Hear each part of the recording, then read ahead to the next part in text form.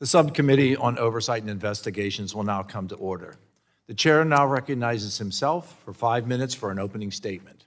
Good morning, and welcome to today's hearing titled State Medicaid Program Integrity, Examining Fraud Risks and Oversight Deficiencies.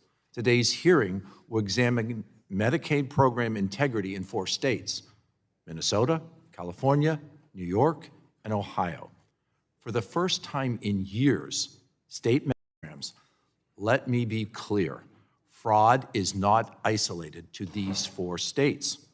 As we have discussed in 2 previous hearings before this subcommittee, Medicaid fraud is a real problem.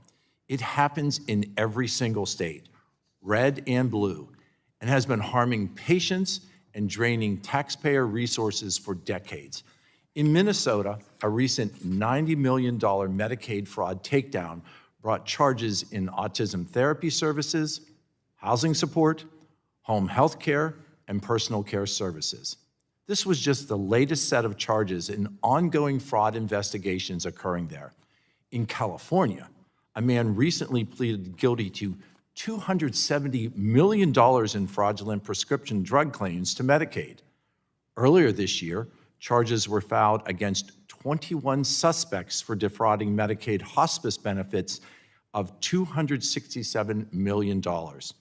In New York, $226 million in social adult daycare fraud has been charged in 2026 just so far this year.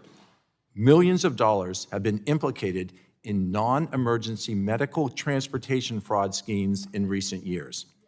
In Ohio, a $42 million Medicaid fraud takedown implicated 9 defendants in connection with therapeutic behavioral health services for children and young adults. Recently, there were also charges made in connection with hundreds of thousands of dollars in in-home service fraud. These fraud schemes harm patients. When services are billed but not rendered to vulnerable Medicaid recipients who are dependent each and every day on this support, the consequences can be severe. And unfortunately, sometimes those consequences can be fatal. Elderly and disabled patients in need of in-home care do not receive the help that they need to live the lives that they have with dignity. Children who have benefited from essential therapies often don't receive them. Those who rely on transportation assistance to attend medical appointments miss the preventative care and treatments that they need to stay healthy. This morning's hearing is a culmination of months-long investigation led by this subcommittee into Medicaid fraud with the goal of strengthening the program integrity. After 2 hearings, letters to 11 states requesting documents and information, and reviewing over 90,000 pages of documents and information produced to this committee, it is clear that some states are not doing enough to safeguard the Medicaid program, and gaps remain in program integrity requirements that are opening the door far too wide to fraud. Thankfully, fraud is finally getting the attention that it deserves. I commend this administration for surging resources to the war on fraud by forming a task force to eliminate fraud. Additionally, CMS and the Office of the Inspector General are leveraging their authorities to hold states accountable when they are not meeting the mark. We are seeing accountability for the first time in far too long, but more remains to be done. We can no longer tolerate criminals taking advantage of the Medicaid system.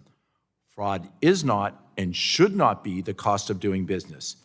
It is preventable, and we have a duty to help rein it in. It is no longer sufficient to do the bare minimum. States must rise to the occasion and tackle fraud head-on. Our Medicaid program and the patients that rely on that to be healthy each and every day of their lives, they depend on it. I want to thank all of our witnesses for being here today. We look forward to hearing from you and learning more about the steps that your state is currently taking to address Medicaid fraud. With that, I now recognize our ranking member of the subcommittee, Ms. Clark, for her opening statement. Thank you very much, Mr. Chairman, and I'm glad to have another opportunity in the subcommittee to discuss the partisan actions that the Trump administration has taken against state Medicaid programs under the guise of fighting fraud.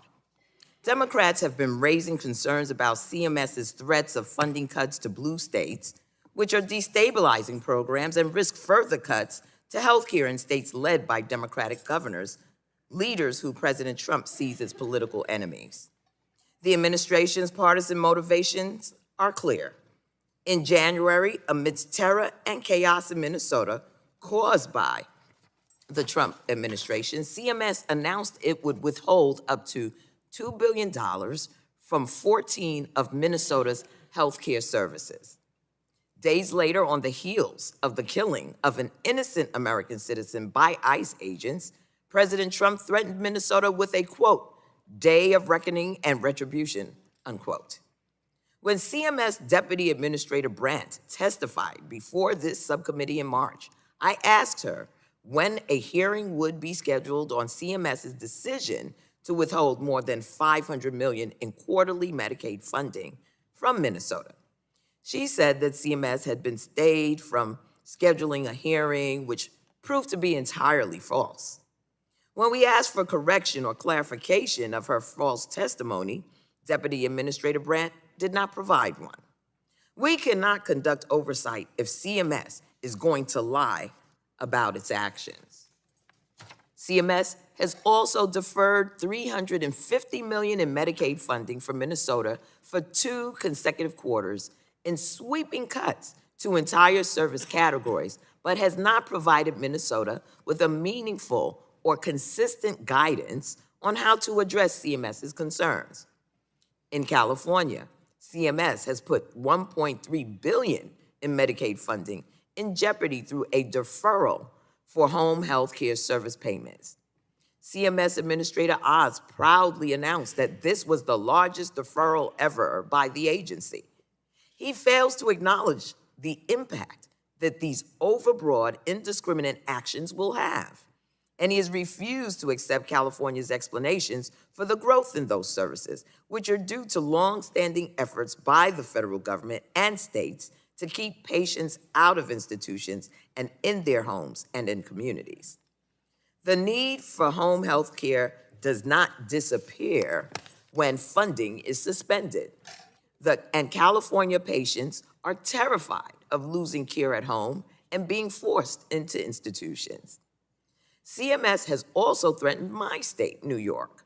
When it began investigating New York's program, it touted clumsy and entirely inaccurate math, which ultimately overstated the number of New Yorkers receiving home health care services by nearly 11 times.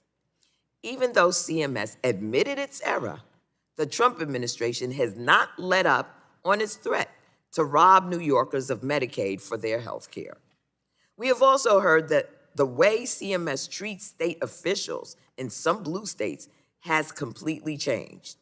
CMS seems to be looking for reasons to cut funding to certain states rather than ways to preserve it. Administrator Oz and Vice President Vance have held numerous press conferences to announce hastily determined funding cuts that harm patient access to health care. They have clearly prioritized headlines over health care and partisanship over people. The administration has repeatedly treated blue states as enemies rather than partners. HHS Inspector General March Bell has also joined this campaign against blue states by decertifying Hawaii's Medicaid Fraud Control Unit, cutting $3 million for the entity that is responsible for finding and prosecuting Medicaid fraud and patient abuse or neglect. This is particularly ironic, as just the other day, the Department of Justice touted numerous arrests and charges for healthcare fraud, and buried in the DOJ press release is a shout out to the Medicaid Fraud Control Unit of Hawaii as one of the many agencies responsible for prosecuting the cases in the crackdown. One day, they're being denied recertification. The next day, they're part of a major operation that the administration wants all the credit for. Which is it? The answer is that this administration will do anything to cover up for the massive Republican cuts to health care. Enrollment in Medicaid and the Affordable Care Act are dropping precipitously, more than 5 million people just over the past year. CMS and states should work together to address fraud, just as they always have. Getting actual fraud out of the programs and hold actual fraudsters accountable. But waging a politically motivated assault against, waging a politically motivated assault against the sick, the disabled, the blue states, and taking health care away from millions of Americans is not fighting fraud. That's just using fraud as a convenient excuse to carry out the president's harmful agenda, with the most vulnerable individuals in our country paying the price. With that, Mr. Chairman, I yield back. Thank you. The chair now recognizes the chairman of the full committee, Mr. Guthrie, for 5 minutes for an opening statement. Thank you, Mr. Chairman. I thank you for holding this important hearing. I want to thank all of our witnesses for being here. I know some came in challenging situations, and we really appreciate you being here today. This hearing is about accountability and what all of us can do moving forward to strengthen the Medicaid program integrity. We have a duty to do everything possible to protect the Medicaid program from fraud and preserve it from those who need it most. Each state administers its Medicaid program and is responsible for making sure that fraud prevention and enforcement mechanisms are effective. Unfortunately, this is not always the case. Fraud is not a victimless crime. Not only does it squander taxpayer dollars, but it harms vulnerable patients. Fraudsters are blatantly lining their pockets with taxpayer dollars, often at the expense of the elderly, the disabled, and young patients that are receiving substandard or no medical care. Americans are tired of seeing their hard-earned tax money end up in the hands of criminals. So we can't deny this is happening. It's amazing that it just seems like this isn't happening. We have a California man, Paul Randall, who pleaded guilty to $270 million in Medicaid fraud. So instead of going to help the most vulnerable and the disabled, where did the money go? He bought luxury cars, rare sports memorabilia, including Mickey Mantle rookie baseball cards and game-worn sneakers by Kobe Bryant. These are facts. This isn't something that's just that came from this administration. These are facts in law. Similarly in Ohio, law enforcement recently seized 14 luxury vehicles owned by defendants in a $30 million Medicaid behavioral health case fraud. Just this week, the Department of Justice announced in 2026 National Healthcare Fraud Takedown, which charged 455 defendants with over $6.5 billion in healthcare fraud. This takedown was a collaborative effort between federal, state, and international partners, include fraud schemes in Medicare and Medicaid. This is another example of how big this problem is. Through more rigorous oversight and enforcement, we can stop these brazen criminal schemes and make the Medicaid program stronger and ensure its stability for the future. So my friend from New York commented on and brought up that the administration just ceased payments and said, because you have fraud, you're ceasing payments on all these other programs. Well, let me tell you what happened with that. We had over 400 home health providers. So we do want them out of the nursing homes and in their home. Over 400 home health care providers providing services in LA County. They knew there was rampant fraud, and they couldn't figure out which ones were legit, which weren't. So let's just suspend payments. So if you performed the service, your payment was suspended. If you were cheating, your payment was suspended. 12 companies out of over 400 called and said, where's the money for what we served? 12 legitimate companies out of over 400 in LA County. So it's not the administration that was just represented here saying that we're going to hold blue states, we're going to punish blue states because they're blue states. What is this administration making a decision that we have rampant fraud? It's ripping off the taxpayers. It's cheating the most vulnerable, some who are in the audience today, the elderly, the disabled, and those who need Medicare and Medicaid the most. And so they're using the tools available. And I will tell you, the 12 companies who legitimately performed those services did get paid. And the other 400 who were cheating never got their money because they didn't do the services.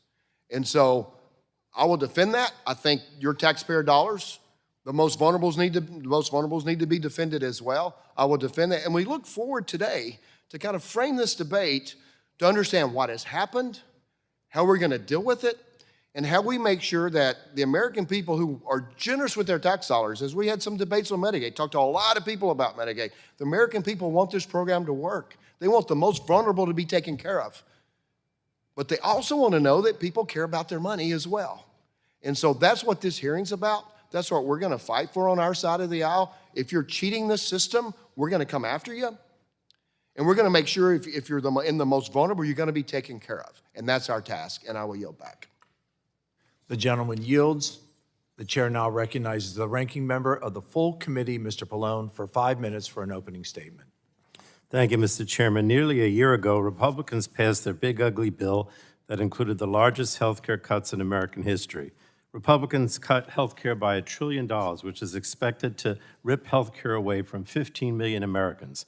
According to a recent study, 5 million Americans have already lost their health insurance as a result of these cuts, and unfortunately, this is just the beginning. During the markup of the big, ugly bill, committee Republicans repeatedly insisted that the cuts wouldn't hurt patients and would only affect waste, fraud, and abuse in the program. But that has proven to be completely false, and they knew that. You cannot cut health care by $1 trillion and not impact millions of people's health care. Earlier this month, the Trump administration released a rule showing just how burdensome and cruel the new requirements to receive care through Medicaid would be.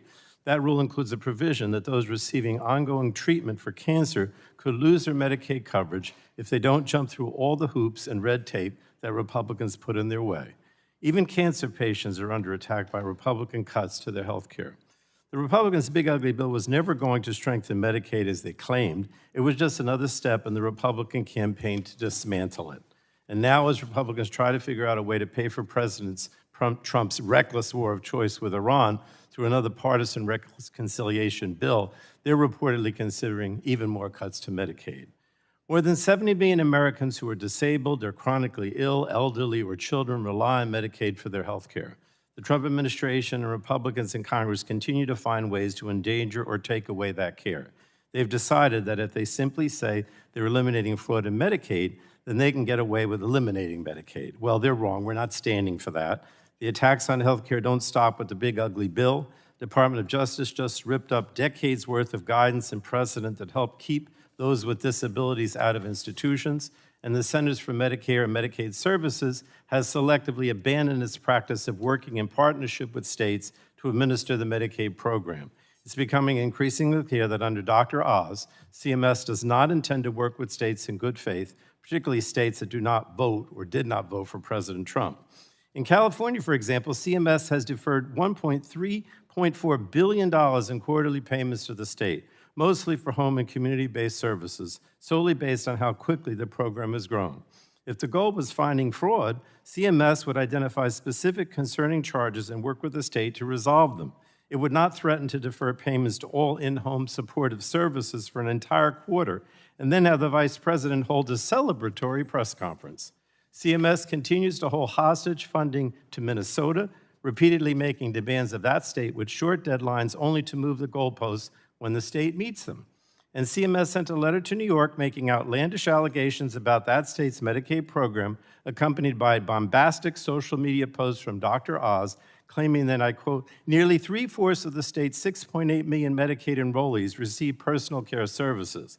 But Dr. Oz and CMS had to walk back those claims after it was pointed out that they had committed obvious errors in math that grossly inflated the number of enrollees receiving those services. Now, I'd say if Republicans are really interested in looking into waste, fraud, and abuse, they should look no further than the actions of the Trump administration and the president. Talk about ripoff. The American taxpayers are ripped off every day by Trump's policies and personal, effort to try to make a profit for him and his family. Why don't you go after them? Why don't you go after the administration? But it's outrageous to watch the Trump administration going after state Medicaid programs while it's engaged in reckless war of choice that is costing the American people $132 billion, tanking the economy, and fueling inflation that the president says he loves. He loves inflation. Republicans also had no problem supporting a $1.8 billion slush fund to reward Trump's friends and insurrectionists who assaulted police officers on January 6th. You think that's not a waste of money? Huge waste of money. The combination of the Republicans' big ugly bill and the politically motivated cuts by CMS put states in an impossible situation, and patients are already paying the price. Playing politics with Americans' health care is cruel and dangerous. Unfortunately, that is what we're repeatedly seeing from Republicans here in Washington. And with that, Mr. Chairman, I yield back the balance of my time. The gentleman yields. That concludes members' opening statements. The chair would like to remind members that pursuant to the committee rules, all members' written opening statements will be made part of the record. We want to again thank our witnesses for being here today, taking time to testify before the subcommittee. You will have the opportunity to give an opening statement, followed by a round of questions from members. Today's witnesses are Mr. John Connolly, Temporary Commissioner and State Medicaid Director, Minnesota Department of Human Services. Mr. Tyler Sadwith, State Medicaid Director for the California Department of Health Care Services. Mr. Amir Busiri, State Medicaid Director of New York State Department of Health. And Mr. Scott Partika, Director of Ohio Department of Medicaid. We appreciate all of you being here today, and I look forward to hearing from each of you. You are aware that the committee is holding an oversight hearing, and when doing so, has the practice of taking the testimony under oath. Do you have an objection to testifying under oath? Seeing no objection, we will proceed. The chair advises that you are entitled to be advised by counsel pursuant to House rules. Do you desire to be advised by counsel during your testimony today? Seeing none, please rise. Please raise your right hand. Do you promise to tell the truth, the whole truth, and nothing but the truth, so help you God? Seeing the witnesses answered all in the affirmative, you are now sworn in and under oath, subject to the penalty set forth in Title 18, Section 1001 of the United States Code. With that, I will now recognize, please be seated. With that, I will now recognize Mr. John Connolly for 5 minutes to give your opening statement. Thank you, Chairman Joyce, Ranking Member Clark, and members of the subcommittee. Thank you for the opportunity to be here today, first of all, and for your continued focus on the important issue of Medicaid integrity. The programs we administer at Minnesota's Department of Human Services are essential to the health, stability, and economic security of communities across Minnesota. They help children, families, seniors, and people with disabilities access health care and other essential services every day. These programs are lifelines, relied upon by over 1 million Minnesotans in communities large and small. As is the case with government-funded programs throughout the country, and in fact across all healthcare payers, including private insurance, bad actors have tried to take advantage of our well-intended services. But let me be clear. The Minnesota Department of Human Services and Minnesota government have a zero-tolerance policy for any fraud within our government programs. We take attempts to undermine the integrity of these programs very seriously. We are taking aggressive measures to secure our Medicaid programs, and here are just a few recent examples. Minnesota DHS has conducted over 4,000 investigations and identified more than $50 million in recoveries since 2020, resulting in over 1,150 cases referred to law enforcement, state and federal. Last year, we hired a new inspector general with a decade-long record of prosecuting Medicaid fraud, and we have also increased his staff to enhance oversight and accountability. We have expanded our prepayment review protocols to grow our capability to block payments to fraudulent providers on the front end, rather than paying them out and trying to recover those funds later. We have aggressively moved to stop payments to providers upon credible evidence of fraud. We designated 14 Medicaid benefits as high risk, determining that these benefits warranted heightened levels of scrutiny and controls under Medicaid's regulatory framework. Ultimately, we took decisive action to terminate one of those benefits and to impose licensing for service providers in another. We recently completed a 5-month comprehensive review of almost 5,600 high-risk Medicaid providers to ensure they meet rigorous eligibility and compliance standards. In appropriate cases, we issued disenrollment notices and stopped payments. We've been doing this work since long before the recent headlines, and we will continue doing it every day.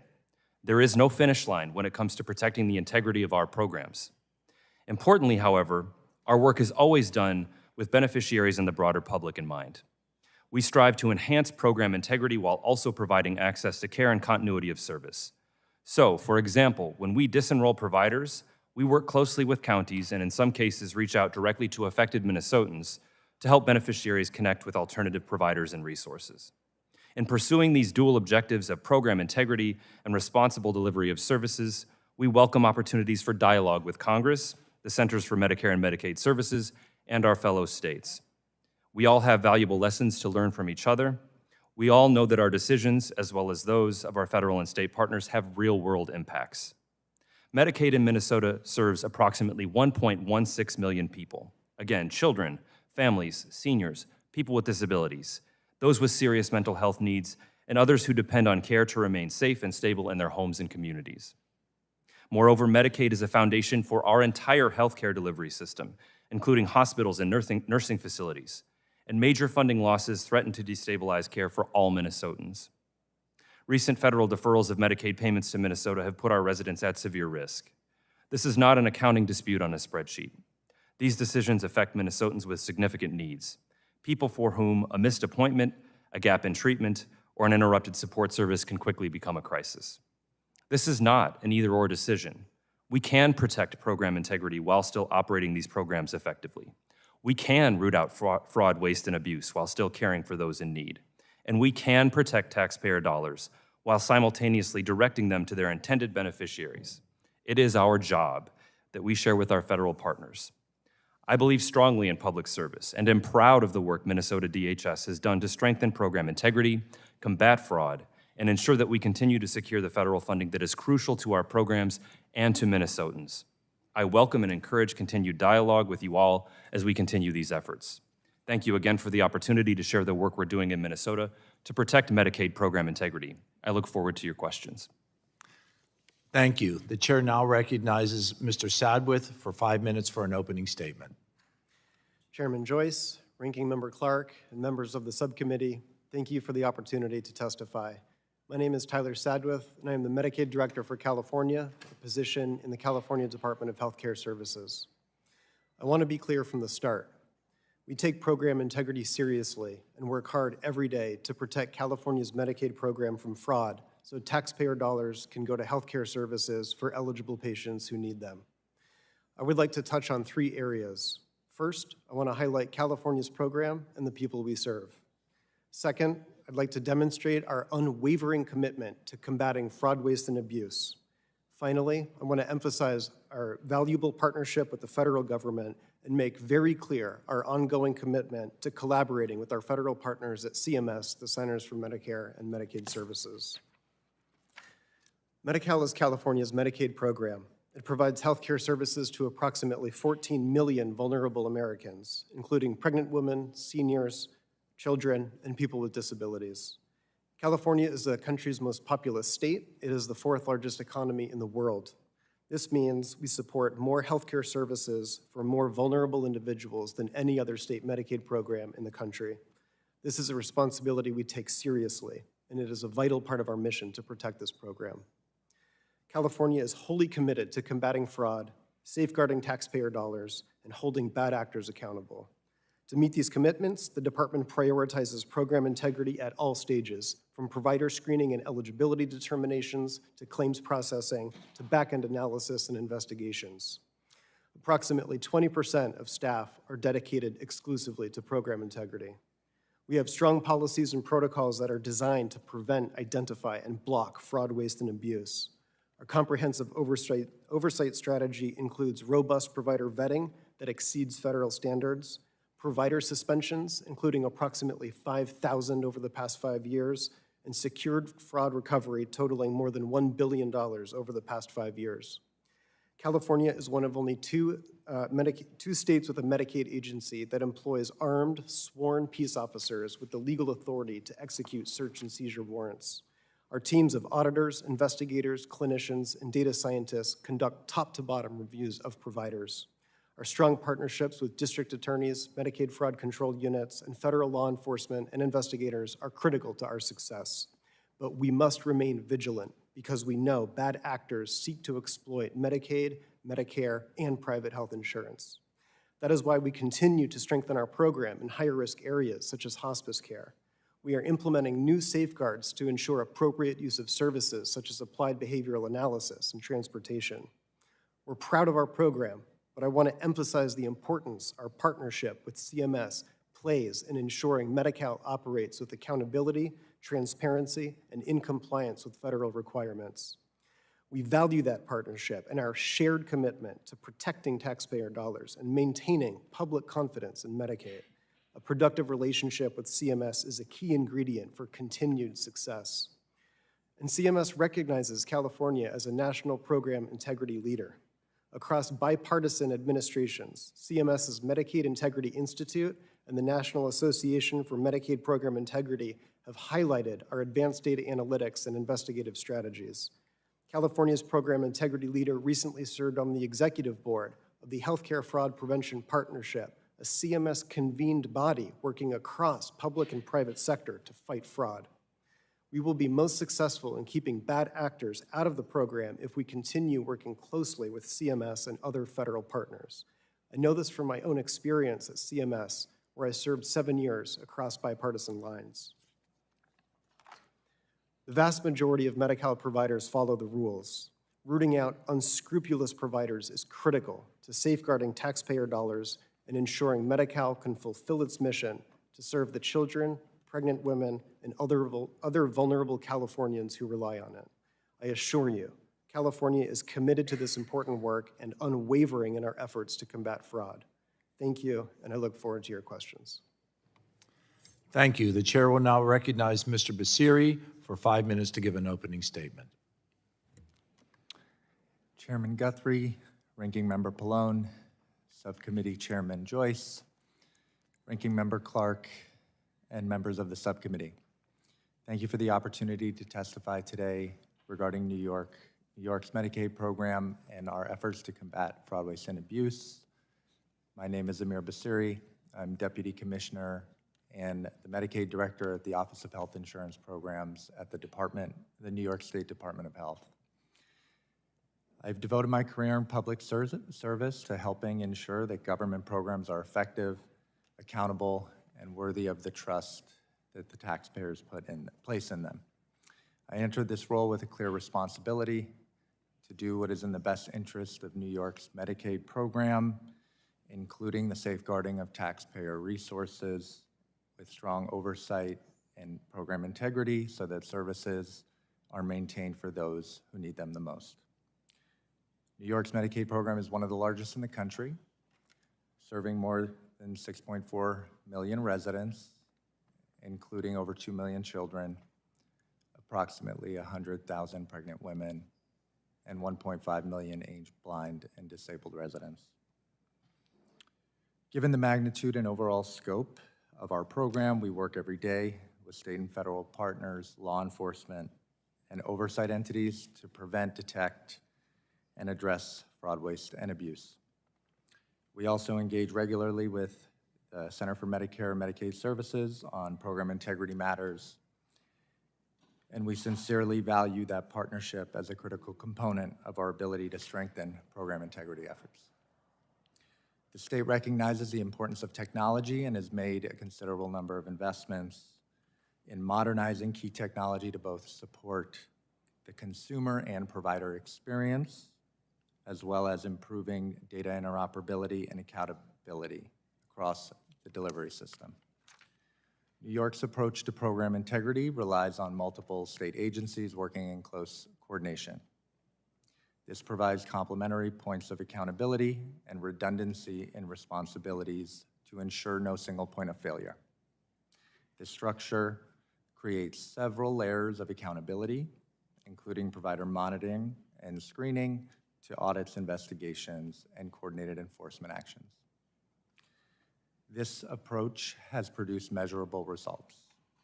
The state continuously enhances its efforts to prevent and detect fraud, waste, and abuse, and in 2024, the Office of the Medicaid Inspector General completed more than 2,500 audits and investigations, referred over 450 matters for criminal prosecution, and generated approximately $4 billion in recoveries.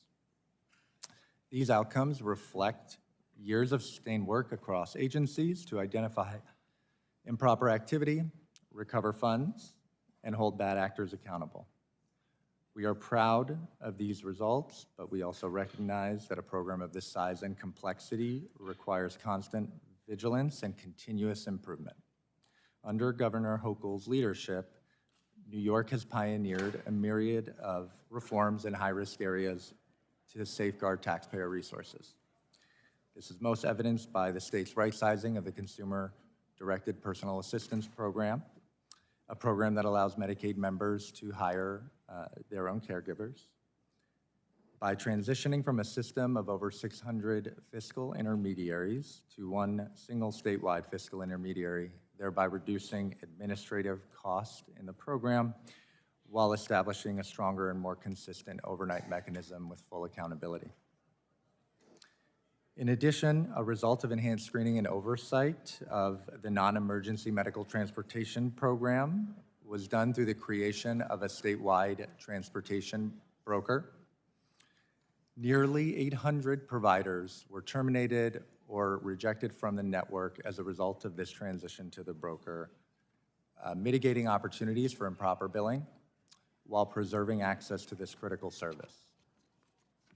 I am proud of the work we've done to protect both the integrity of the Medicaid program and the millions of New Yorkers that depend on it. Protecting the integrity of Medicaid requires collaboration, transparency, and a shared commitment to fiscal stewardship of taxpayer dollars. We deeply value our partnership with federal agencies on this effort, and I appreciate the opportunity to testify today and prepare to answer the subcommittee's questions. Thank you. The chair now recognizes Mr. Partika for 5 minutes for an opening statement.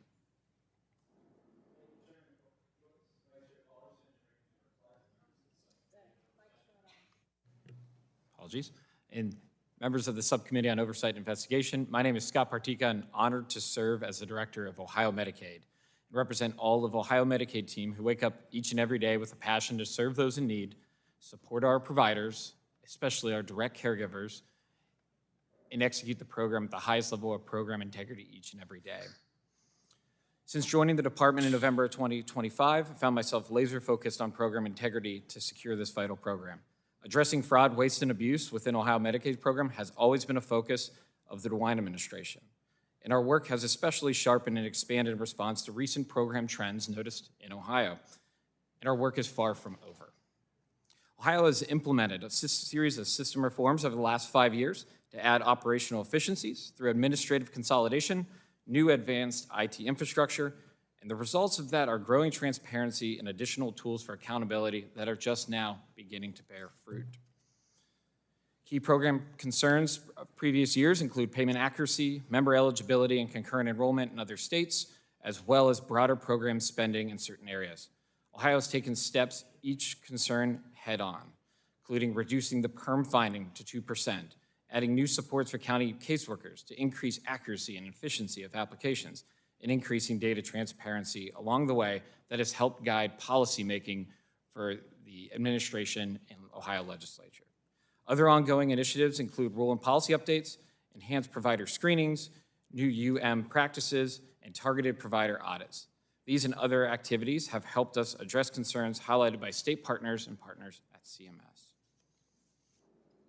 When looking at federal initiatives to combat program integrity concerns, it's important to recognize the Working Families Tax Cut legislation, which dramatically increased the level of program oversight and elevated program integrity priorities in state Medicaid programs, including addressing concurrent enrollment across states, ensuring deceased individuals are no longer on the rolls, increased emphasis of audits and subsequent corrective action, increased frequency of eligibility determination, mandating community engagement requirements, help facilitate people moving up and off the program. These efforts are helpful, and we believe our federal partners can and should continue to improve protection and oversight of state programs.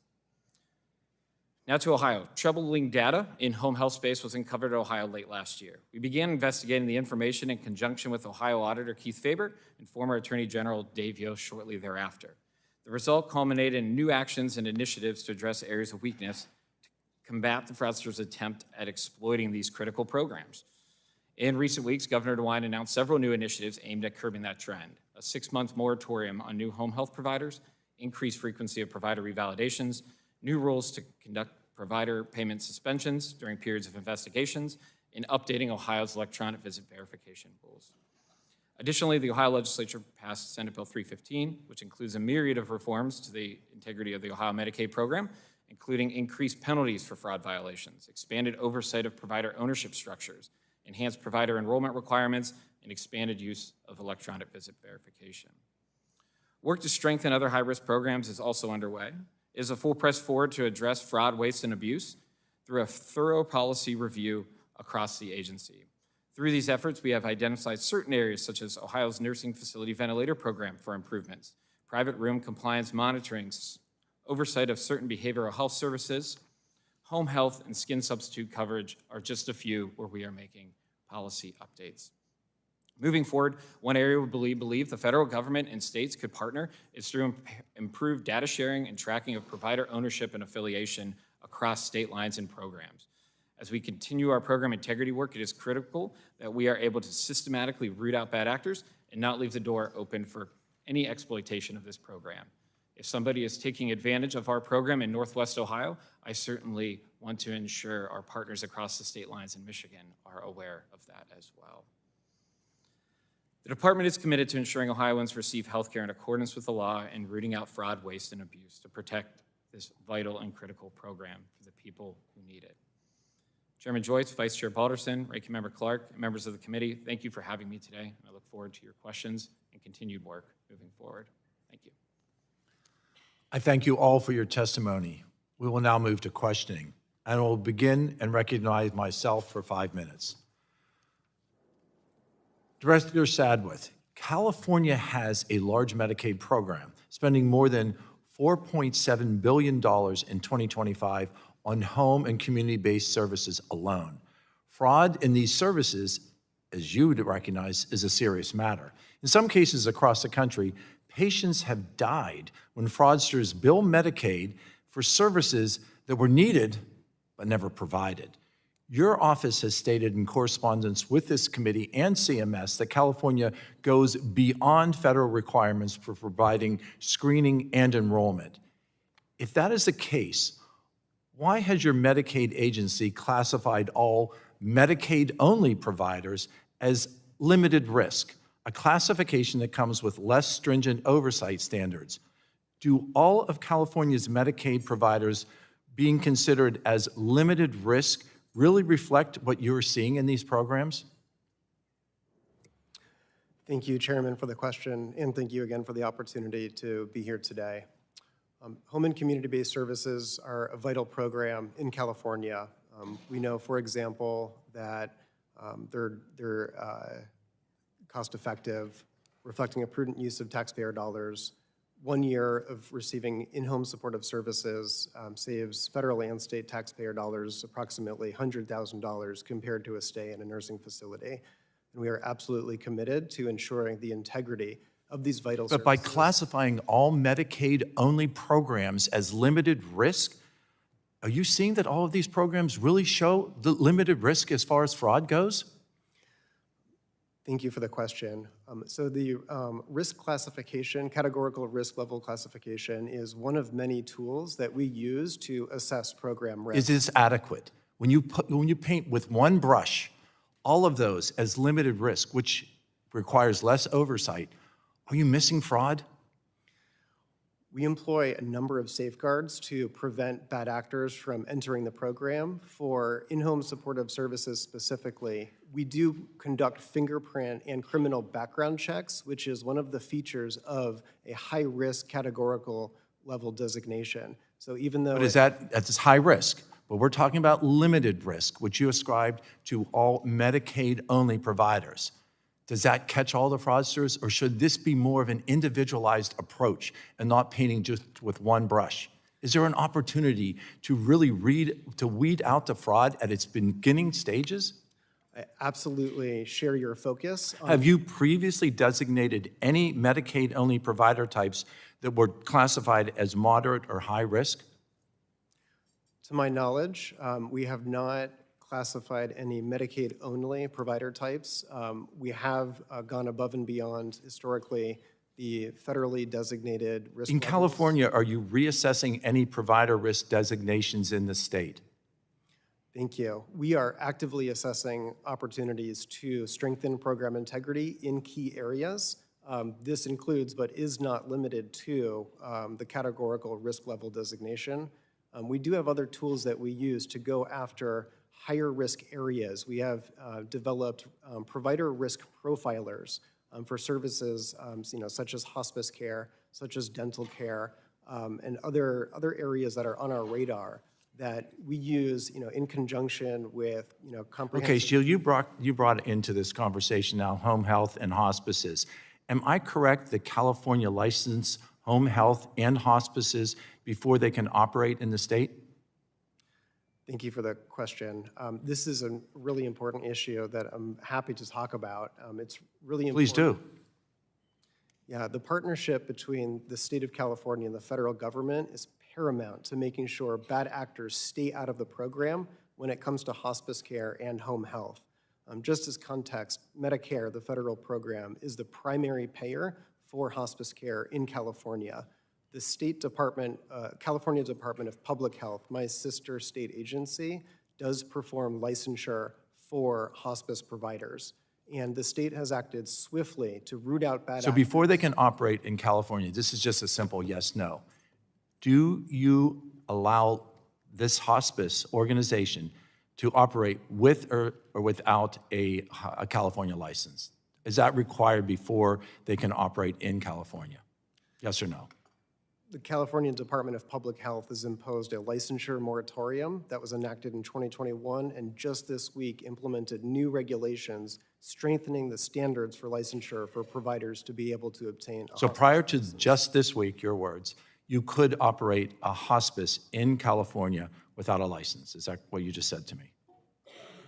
Pardon me, I respectfully disagree with the framing. I'm actually not an expert on that specific. Okay, so let's move on. Director Basiri, personal care and home health aides are the largest and fastest growing job category in New York, and according to CMS, accounted for more than $44 billion in total payments between 2023 and 2025. I understand, based on information that New York provided to the committee just yesterday, even though it was requested in March, that New York State Department of Health is in the process of designating waivered personal care services as a high-risk program. Given that CDPAP, which is a self-directed personal care service waiver program, is provided in private homes with minimal oversight, what safeguards currently exist to verify the services are billed actually and delivered? Thank you for the question, Chairman. I'm going to ask you, my time has expired, I'm going to ask you to respond to that in writing.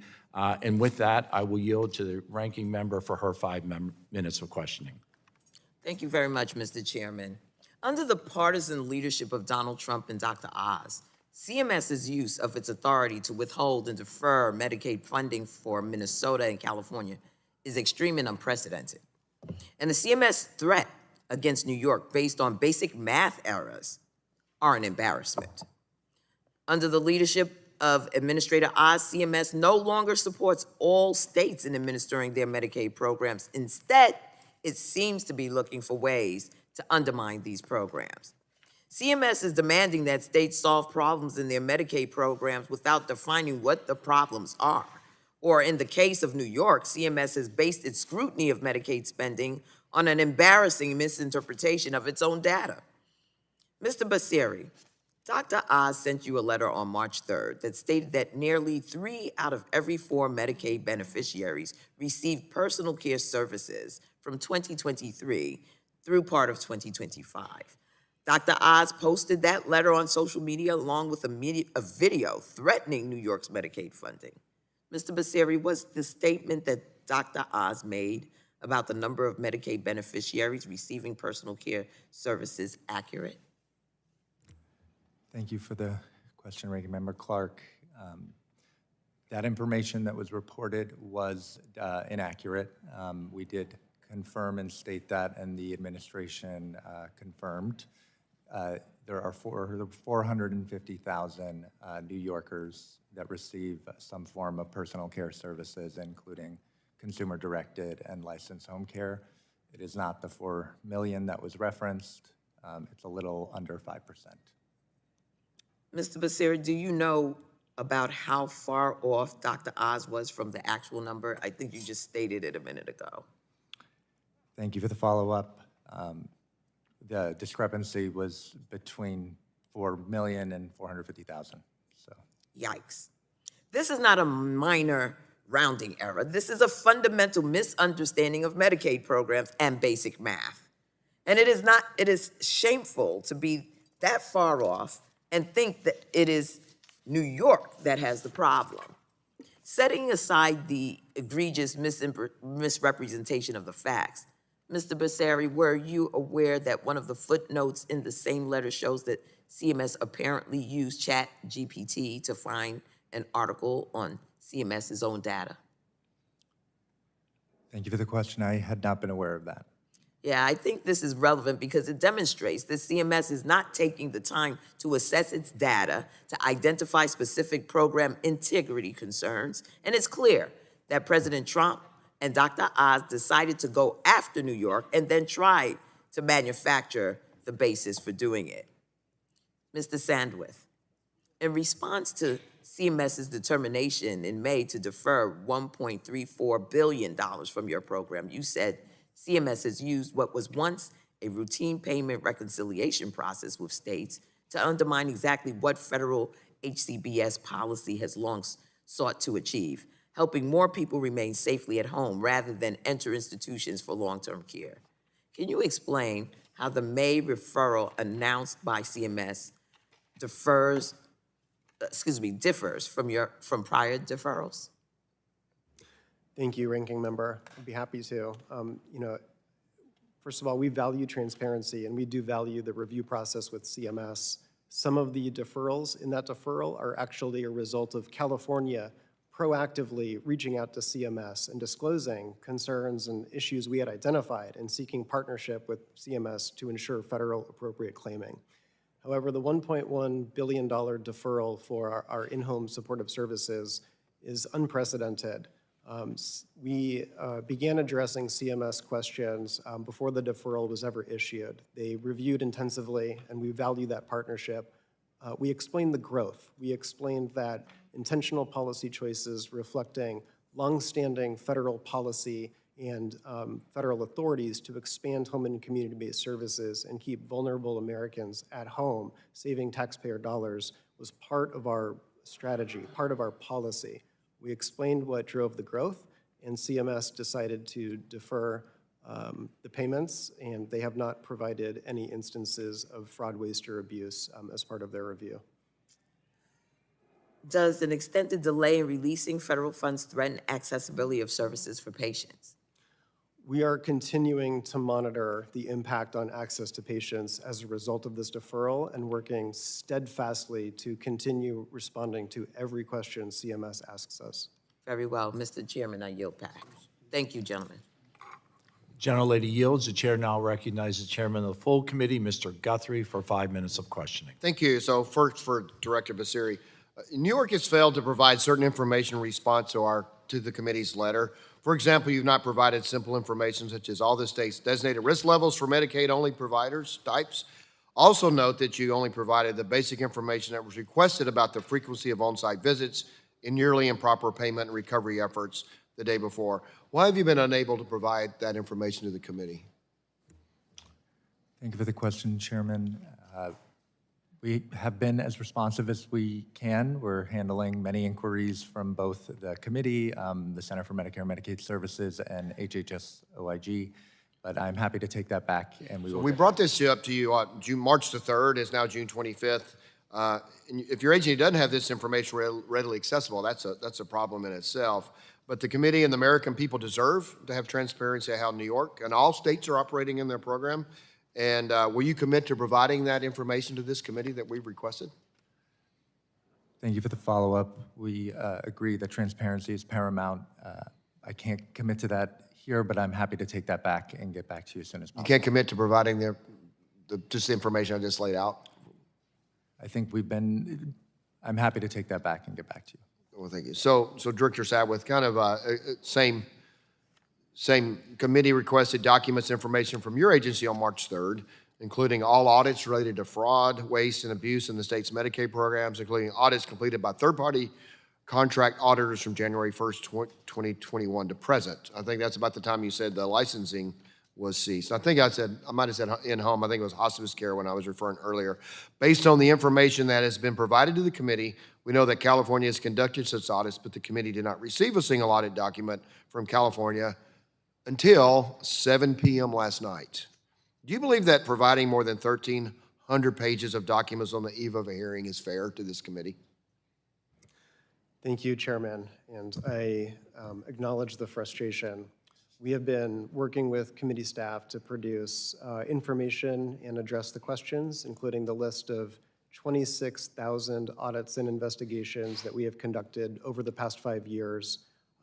Last night, we provided some audits related to transportation and mental health that the committee had indicated were of Well, interest. there are also others that we've requested. Will you commit to providing that, what we've requested to this committee in a timely manner? Thank you, Chairman. There are ongoing law enforcement investigations that would be impacted by those specific audits that were requested. We're happy to provide the appropriate information at the appropriate time. Well, let me say, it just seems unfair to us and then to prepare for a hearing that you send everything at 7 p.m. last night. It almost seems like that was intentional. It appears that way. So, Temporary Commissioner Connolly, the Early Intensive Development Behavioral Intervention Program, which provides autism therapy services in Minnesota, is currently experiencing unprecedented levels of fraud, exemplified by a recent fraud takedown in Minnesota charged by DOJ totaling $46.6 million, one of the largest in history. In this scheme, it is alleged that the defendants paid kickbacks to parents to bring their children to autism centers where children were diagnosed with autism regardless of the medical necessity. What are you doing to restore the Early Intensive Development and Behavioral Intervention Program to provide these services to those who it's intended for? Thank you, Chairman Guthrie, for the question. So we are engaged in a number of efforts related to the autism services benefit in Minnesota, and certainly significant fraud happened, and I am not here to minimize that. However, as the fraud became apparent to us based on the information we were able to collect through investigations and through data analytics, we took a number of actions. I think one of the first was in October of 2024. Our staff did an on-site audit of all autism service providers in the program across the state. Later, it was designated as a high-risk service, so that comes with enhanced fingerprint background checks, unannounced site visits, a more frequent revalidation. Those providers are also included in the revalidation of the 5,600 providers that I described in my opening comments. We also implemented, pursuant to the direction of the legislature, a new licensing framework for autism service providers. That is being implemented now. It's being phased in. We have a provisional licensure framework that providers, the vast majority of providers have applied for, and then full licensure will come into place in 2027. Well, thank you. My time is running out. I just want to say, you said significant fraud was been committed, and you're not denying that or downplaying that. I think that's the word you said, which I appreciate that. I think hopefully all of you would admit to that. And my wish is that in a bipartisan way, all of us on here, instead of, well, the administration did this and fraud and whatever, there's significant fraud in the programs that not just the four of you are representing. I think if you look across, I don't know I'm not going to say every state because I don't know that, but I think it's absolutely significant.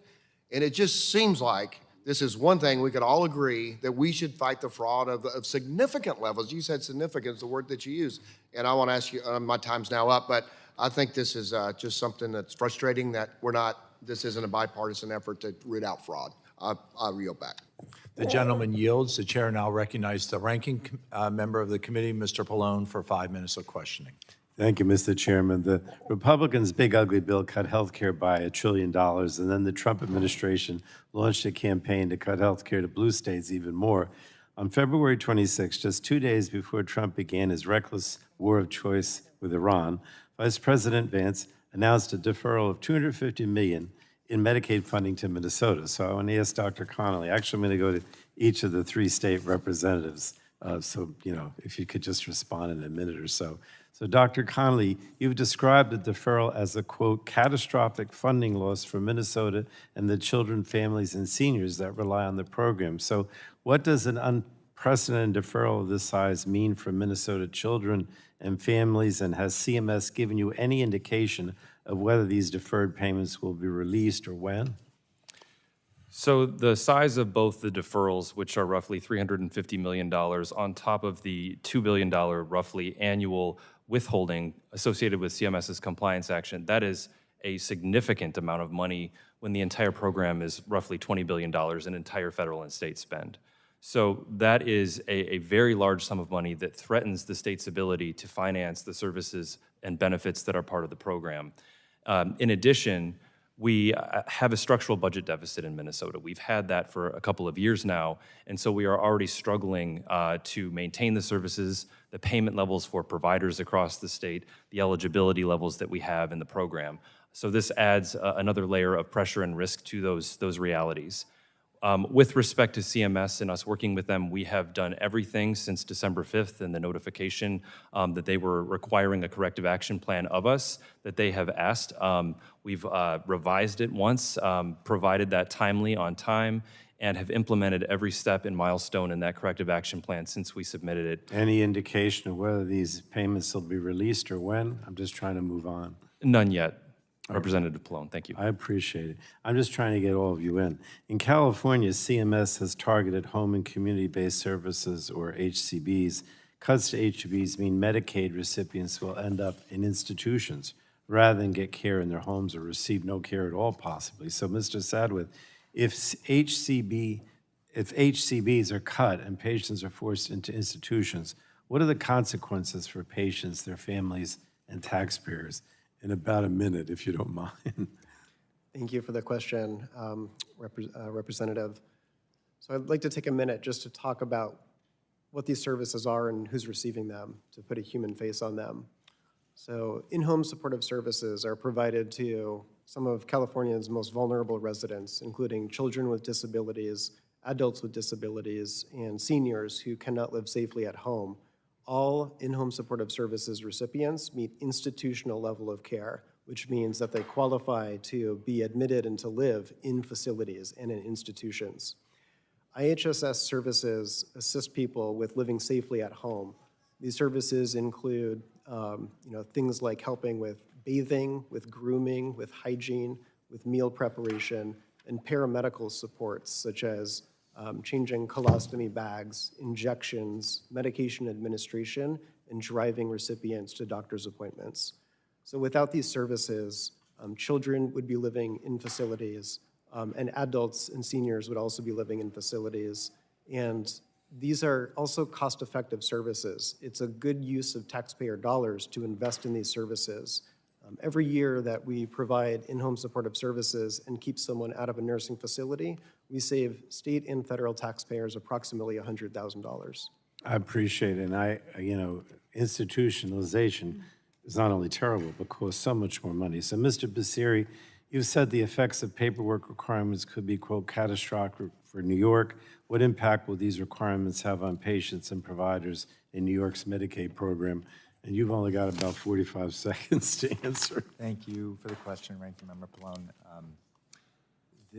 I believe you're referring to the implementation of community engagement requirements, which we are set to do on January 1st of this year. I think the biggest challenge is communicating effectively and accurately with our members about the changes that are forthcoming and the varied nature of those changes at different time periods. We are incurring about a 20% increase in administrative costs to accommodate some of the implementation requirements to mitigate from consumers, but we are taking proactive steps to make sure we're making sure people are aware of the changes. We don't want any disruptions in continuity of care, and that's where our focus has been. Thank you. Thank you, Mr. Chairman. Yield back. The gentleman yields. The chair now recognizes the vice chairman of the subcommittee, Mr. Balderson, for his 5 minutes of questioning. Thank you, Mr. Chairman, and I thank all of you for being here today. This is a very challenging subject to talk about, and I reiterate what the chairman said during his statement. So relax, breathe a little bit, all of you, and just let's do the best we can here and work together. Mr. Bartika, November 2025, 7 months into this. This has been quite a interesting challenge for you, and I appreciate the work that you've done in the great state of Ohio and the state that I am blessed and fortunate to represent. This committee implemented robust Medicaid program integrity reform in last year's Working Families Tax Cut legislation. You mentioned some of that. Can you share how the Ohio Department of Medicaid has benefited from these reforms so far? Thank you, Congressman. Yes, as referred to in my testimony around the benefits from that, one of the frequent audit findings we had was inaccuracies around member eligibility. The Working Family Tax Cut legislation increased the frequency of those redeterminations of individuals, which will increase the accuracy of our rules, as well as work requirements and additional supports around identifying individuals enrolled in multiple states, which, as we look across the board, is producing a significant savings to the ongoing state budget as we move forward. Okay, thank you. Ohio recently announced steps to build a national model of federal and state cooperation on fraud enforcement. What does this federal-state partnership look like? Could you explain a little bit? Yes, Congressman. Yes, the effort, I think, is a great reflection of the longstanding work that Ohio has had between the department, from the administrative perspective, and our law enforcement partners at the Attorney General's and at the federal level. A longstanding history of convictions. Over 2,000 individuals since 2011 have been convicted. Upon recent trends that we have found in this area, we have started to move from this caught and stopped policy to say, how can we go upstream and start to close doors before fraudsters enter our program? In the wake of recent trends we have seen, we were collaborating very closely with our partners at CMS, from new data sharing agreements to having robust conversations around how to handle a provider suspension to stop the bleed where appropriate, but also be cognizant and aware of individuals who need to continue to receive care. That all has culminated into the recent efforts. Most recently, the federal government has been rolling out a new dashboard that compares states and compares risk of certain services. That is serving for a good guiding tool as we look and say, what are the anomalies in Ohio?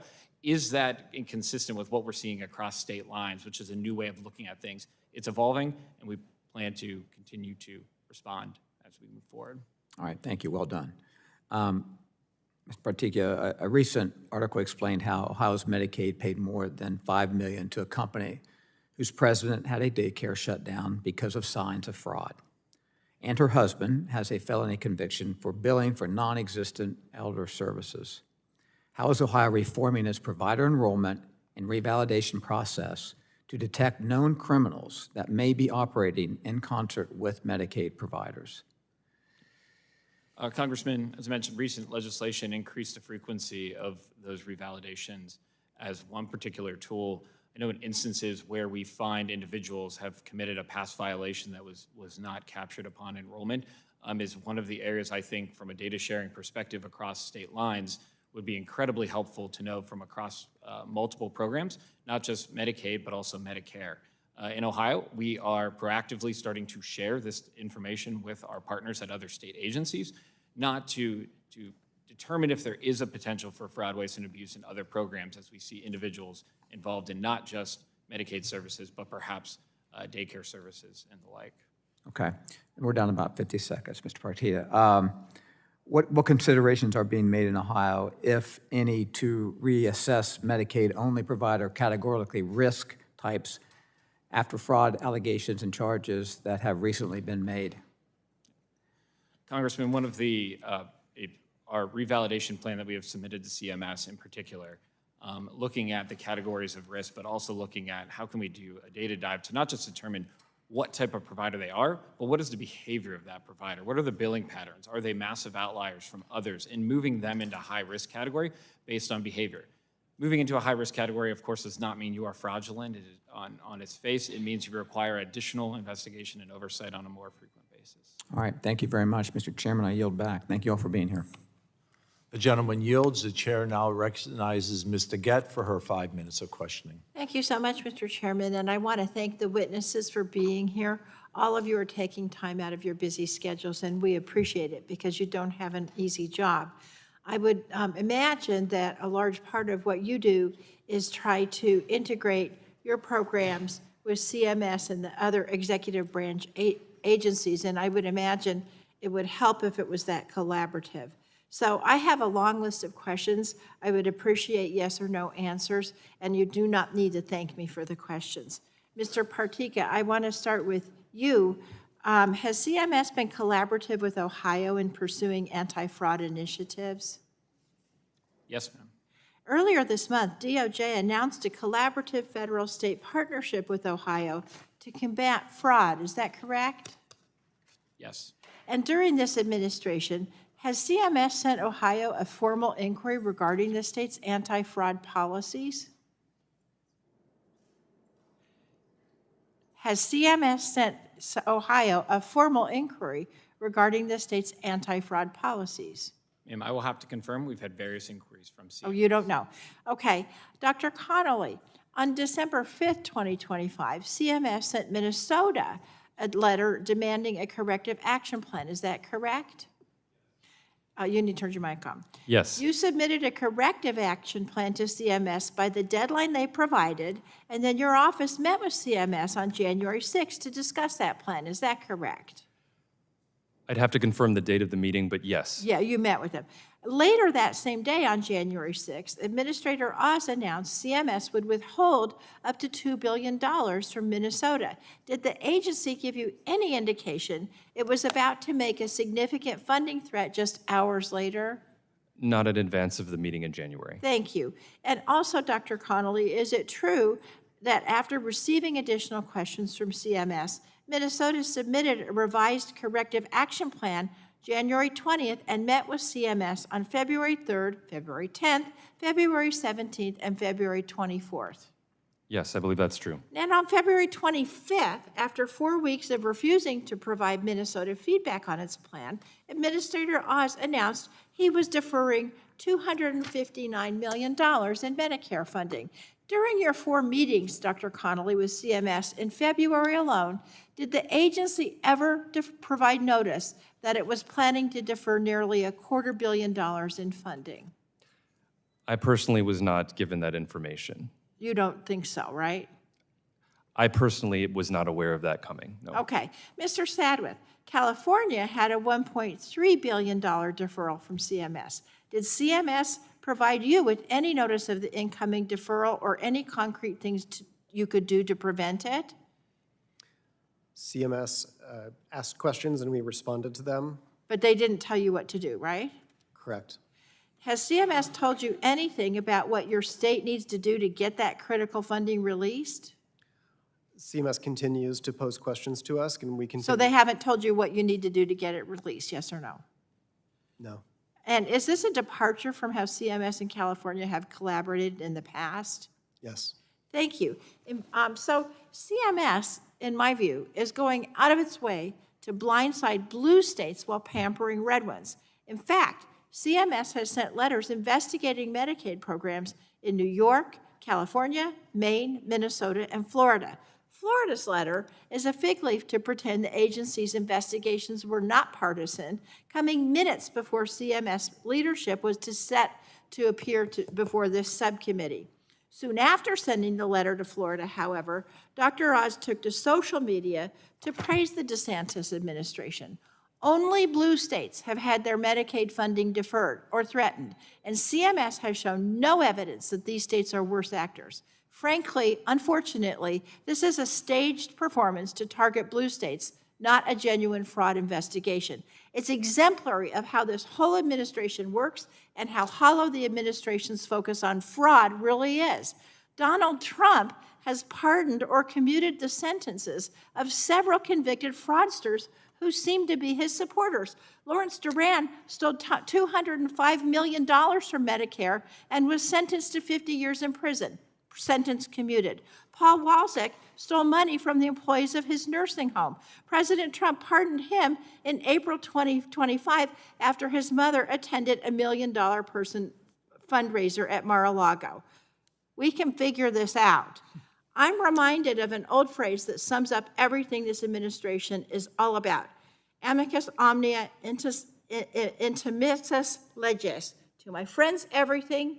To my enemies, the law. I yield back. Gentlelady yields. The chair now recognizes Mr. Palmer for his 5 minutes of questioning. My first three questions are a yes or no answer. You do not have to thank me for the question. Given that providers engaged in fraud, waste, and abuse that may involve being enrolled in both Medicare and Medicaid, does your state share information between the two programs to prevent enrollment of bad actors, Mr. Connolly? I'm So sorry, yes or could you, are we sharing information with the Medicare program? To ensure that you don't have fraudulent dual enrollment, Medicare and Medicaid? We are sharing information weekly with the Centers for a yes Medicare or and no? Medicaid Services. It's a yes. Mr. Sadwith? Yes, we share information with CMS. Mr. Becerri? Yes, we share. Mr. Patrica? Yes, sir. Okay, does your state share information with the Treasury's do not pay system or other federal databases? Mr. Connolly? I'm sorry, could you repeat the question? I know I have a southern accent. I'll try to speak a little clearly. Does your state share this information with the Treasury's do not pay system? I'd have to confirm whether or not Okay, we've done that. Mr. Sadwith? Our state collaborates with CMS to share tax information. to Sounds like stop- you don't even know what I'm talking about. Mr. Becerri? I am happy to take that back and confirm. Okay, find out. Mr. Patrica? I'm sorry, sir, I'll have to provide follow-up on that question. Okay. Does your state work to share this information across state lines to ensure that you don't have people enrolled in your states that are enrolled in other states? Mr. Connolly? Yes, that is part of a regular Thank you. exercise. Mr. Sadwith? We share information on eligibility that is. It sounds like you don't know Mr. Becerri. We do Thank to you. the extent Mr. of. Patrica?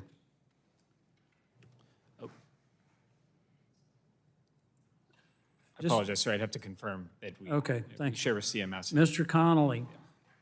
CMS asked that you revalidate all providers in the 14 high-risk Medicaid programs. It's nearly 5,600 providers.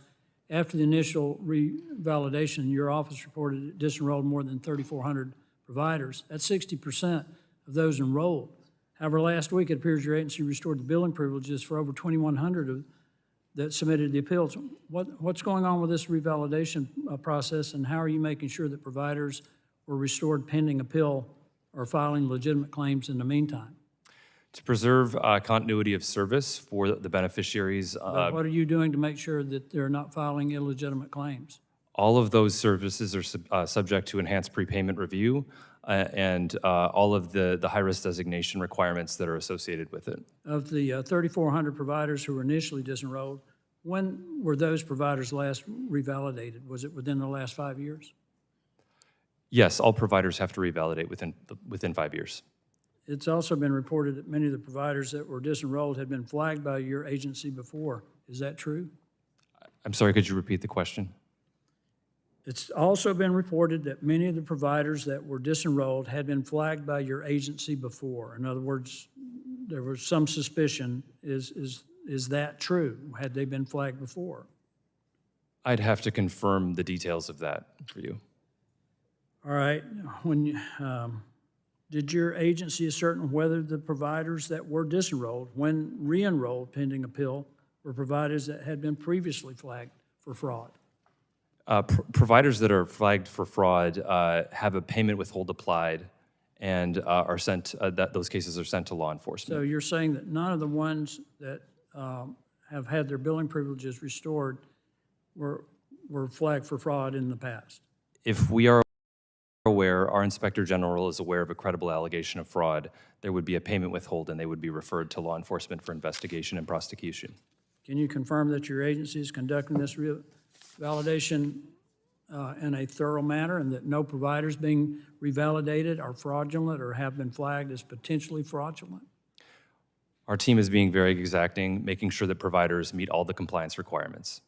Thing I want to make certain here is that none of us on this side of the aisle want to deny services to anybody who legitimately needs it. What this is really about is that there have been billions of dollars stolen from state and federal programs that should have gone to help people who legitimately need them.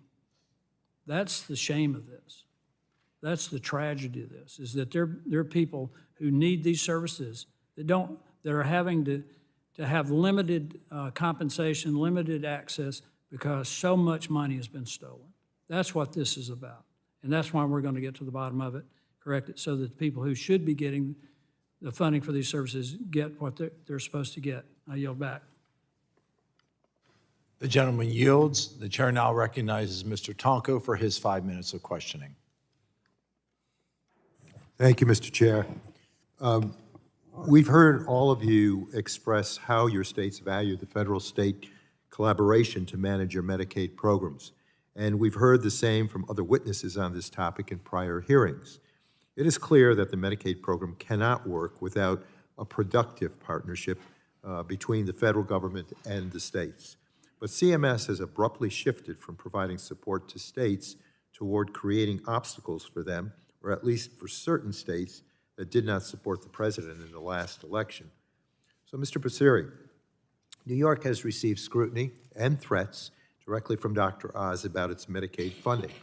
It turns out that CMS had an analysis that led to these threats and questions, and it was completely faulty.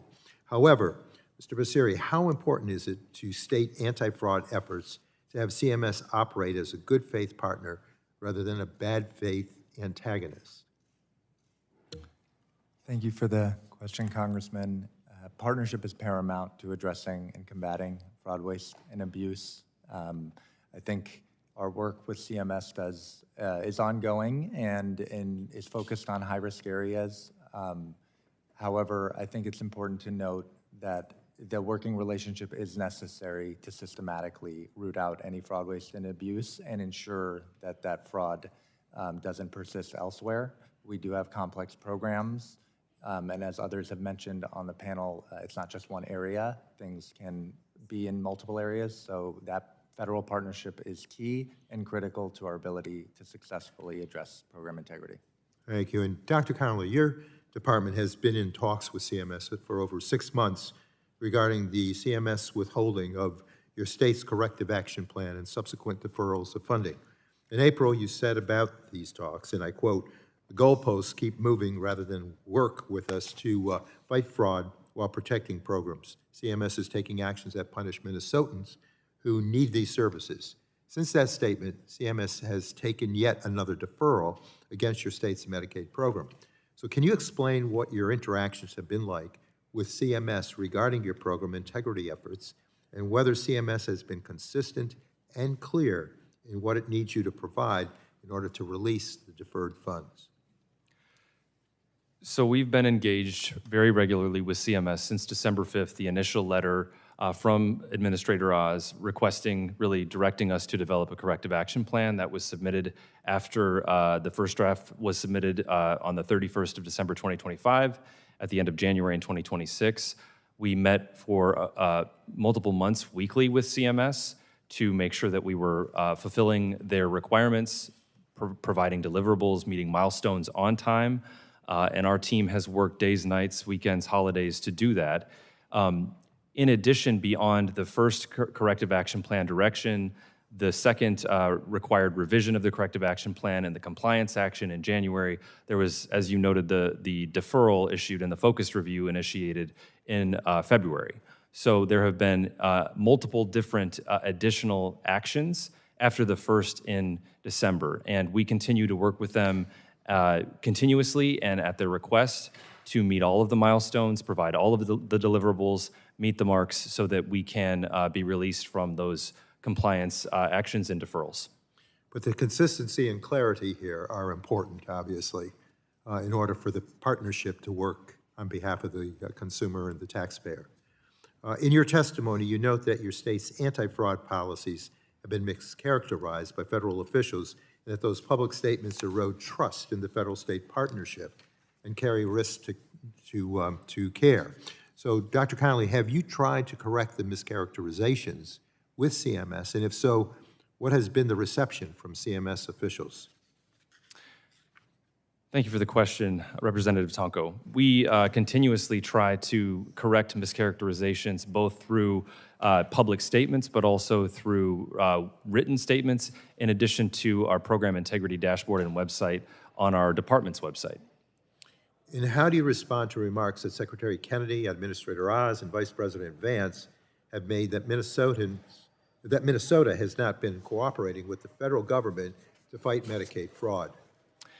I would say that we reached out proactively to CMS when we decided to designate programs or benefits high risk in the first half of 2025. We also then engaged them to partner on taking the painful step of terminating the housing stabilization services benefit. That was at our initiative as a state. They worked with us on that. It was executed by the end of October. We also designated the full 14 services as high risk at our initiative. And again, that's something that CMS provides the framework for. We've continuously worked with them, and that was well in advance of the December 5th letter from Administrator Oz.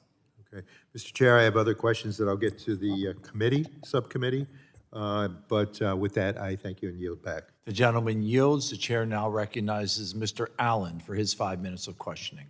Thank you, Chairman, and thank you for being here today and informing us on what in the world how this took place. The first question I have, I think all of you have admitted that you have significant waste, fraud, and abuse in these programs in your states. Is that correct?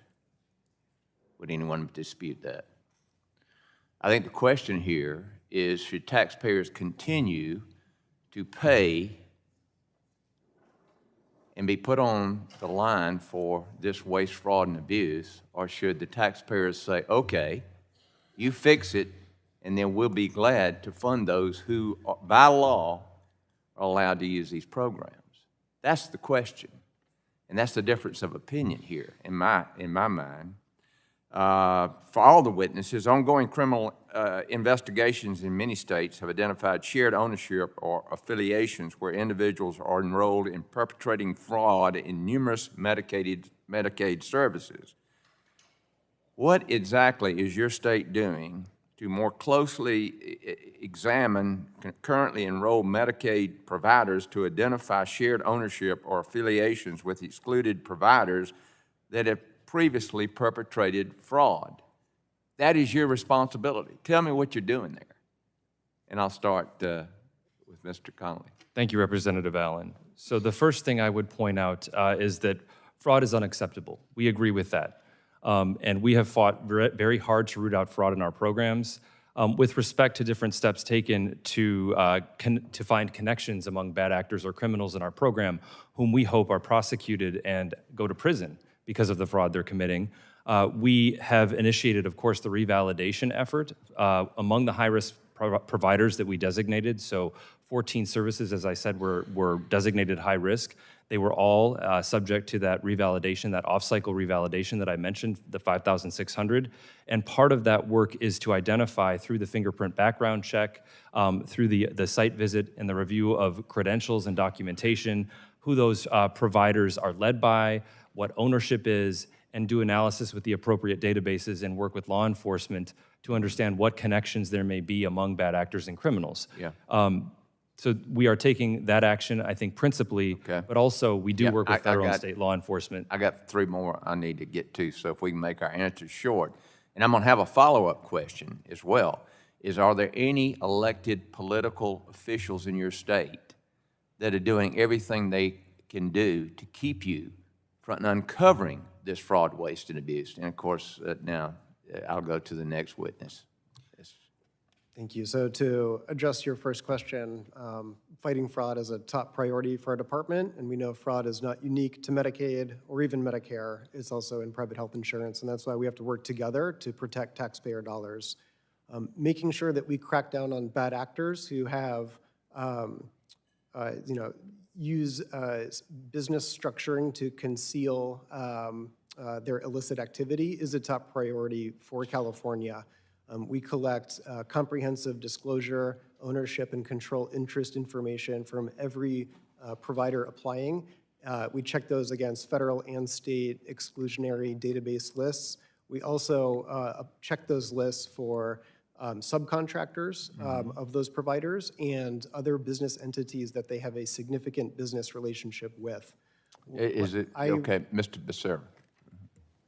Thank you for the question, Congressman. And last year, under Governor Hochul's leadership, we really prioritized the development and implementation of a provider services portal. which is a new provider enrollment system, and putting that in place. It is slowly rolling out now, and as part of the revalidation plan being requested by CMS, we are sort of expediting that implementation plan. We are adding new Medicaid-only providers to high-risk designations and pursuing moratoriums where applicable. We completely agree that the front door to the program is a Right, very important okay. safeguard. Good. Mr. Yes, Congressman, in Ohio, when we've identified shared ownership, after Okay. indictment of fraud, we will take action. Recent improvements have helped that. Okay. As folks continue to conceal their ownership and control of entities, that is a challenge that I think Yeah. states and federal Okay. government will be tasked with. And yes or no, this all happened in the last year? When this was brought to the public eye, it's been a year? And my question is, did the Biden administration notify you of any of these issues when they were in charge of CMS? Did you get any requests for them for identification of waste, fraud, and abuse? These processes have been in place in California, they're not new, and yes, we did collaborate with the Center for Program Integrity at CMS. But it was not publicly known at that time, I don't believe. Is that correct? Okay, well, I'm out of time, and I yield back, Mr. Chairman. The gentleman yields. The chair now recognizes Ms. Trahan for her 5 minutes of questioning. Thank you, Mr. Chairman, and thank you all for being here today. Republicans have made state Medicaid programs nearly impossible to administer. Their so-called efforts to root out waste, fraud, and abuse have only created more bureaucracy, more costs, and more money diverted from patient care. Meanwhile, hospitals across the country continue to close, providers worry about making payroll, and Americans with disabilities wonder whether they'll be able to get the care that they need. This year, CMS has attacked providers of home and community-based services, sending shockwaves for caregivers and patients across the country. In the district I represent, UMass Memorial has worked with MassHealth to help patients with acute care needs receive inpatient-level care at home, improving outcomes and freeing up sparse hospital beds. State Medicaid agencies should be supporting these programs, but instead, they're being forced to spend their time and money complying with new federal mandates that will result in fewer people receiving health care. Mr. Becerri, last year, New York State Comptroller DiNapoli stated that the total cost of the Republicans' big ugly bill to New York State would be $13 billion annually, including the administrative costs of implementation. The Medical Society of New York projected that the bill will increase administrative costs to the state by at least 20%.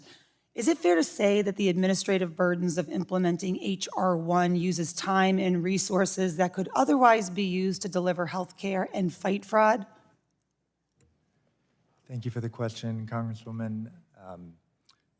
First and foremost, when we, as overseeing the Medicaid program, we do take compliance and implementation of federal legislation very seriously, and as part of the passage of H.R. 1, we are committed to doing that in an efficient and time-effective way.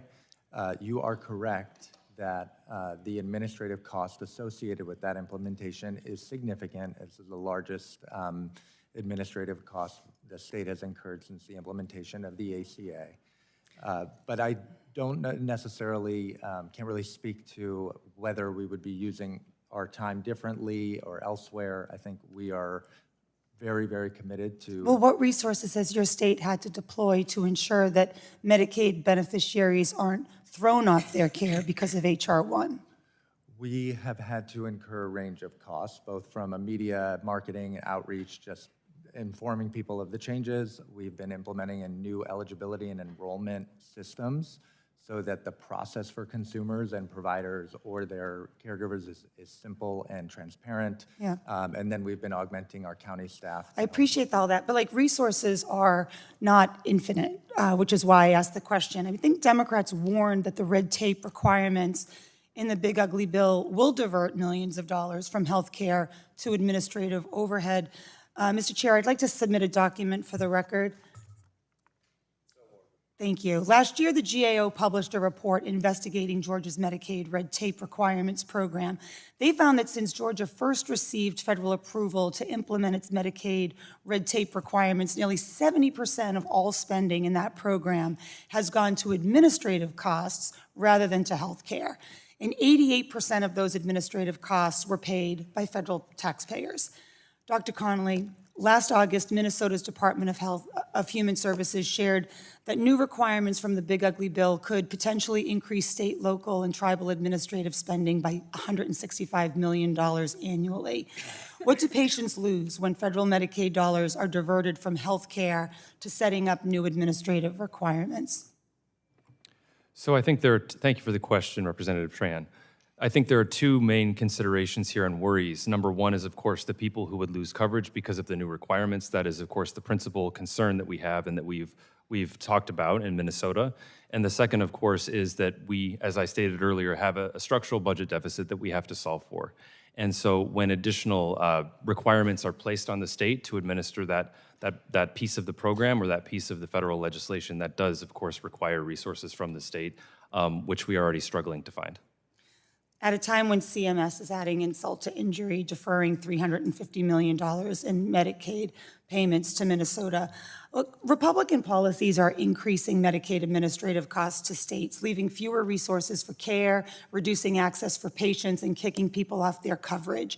And CMS is piling on by threatening funding and issuing endless requests to states that did not support the president. Sadly, it's patients and families across the country who will have to bear the consequence.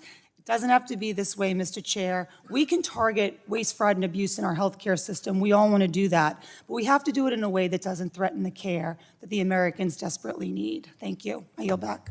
The gentlelady yields. The chair now recognizes the gentlewoman from Tennessee, Dr. Harshberger, for her 5 minutes of questioning. Thank you, Mr. Chairman, and thank you to the witnesses for being here today. I'm going to start with Mr. Connolly and go down the line, and if you could be brief, it'd be awesome. When your agency receives reports of suspected fraud or comes across suspicious behavior, what's your preliminary investigation process entail? Start with you, sir. There's an intake process. If the evidence meets a certain threshold, then it's considered a case. The case is reviewed. If there's credible evidence of fraud, then it is reviewed to both the Attorney General's office, the Medicaid Fraud Control Unit, as well as in many cases, the U.S. Attorney's Office. Okay. Yes, sir. Thank you, Representative. We receive referrals and complaints from a variety of sources, including plans, providers, members, and internal referrals from data analytics. When we receive a complaint, we review it across a number of different criteria, including comprehensiveness of information, credibility, impact, et cetera. We then place these complaints in a risk queue based on prioritization. Yeah. And then as warranted, investigations are open through a multidisciplinary investigation process with financial auditors, sworn peace officers, investigators, data scientists, and clinicians to develop a comprehensive, credible allegation of fraud that is referred to the California Department of Justice. Okay. All right. Next. Thank you for the question. Similar to what you've heard, we have an intake process. What we do in New York is my office, who is primarily responsible for attempting to prevent. We'll do an investigation. We then work with our Office of Medicaid Inspector General, who can make that credible allegation of fraud. And then depending on the outcome of that, we will take payment sanction routes, or we will be referring it to federal law enforcement. Okay. Yes, sir. Next.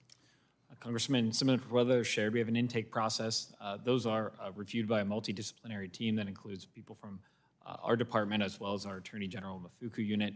Those are reviewed and then referred to appropriate law enforcement as needed for additional investigation. Yes, sir. So they're all about the same. At what point is the case referred to the Medicaid Fraud Control Unit?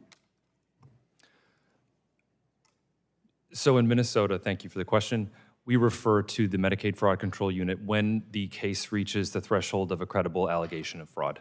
Okay. It's the same for you? Yes, Representative. Okay. Same thing. Same. And I'll ask all of you this question. On average, how long does it take your state to move from identifying a credible fraud allegation to payment suspensions? And if there is a delay, what's the primary cause of that delay in any timeline? Yeah. Thank you, start with Representative Harshberger. So in Minnesota, that occurs as promptly as possible, sometimes within days or weeks, depending on how quickly we can implement that. But we do that now very, very immediately. Okay. Sir? So it is dependent on the circumstances. California is one of the few states with the ability to stop payments even before the level of a credible allegation of fraud is reached, at which great. point payment suspensions are typically put into place. At some points in time, however, the Medicaid Fraud Control Unit will request good cause exemptions so that they can continue to build their criminal or civil prosecution case without interfering. So that Very can be a good. factor. Yes, sir.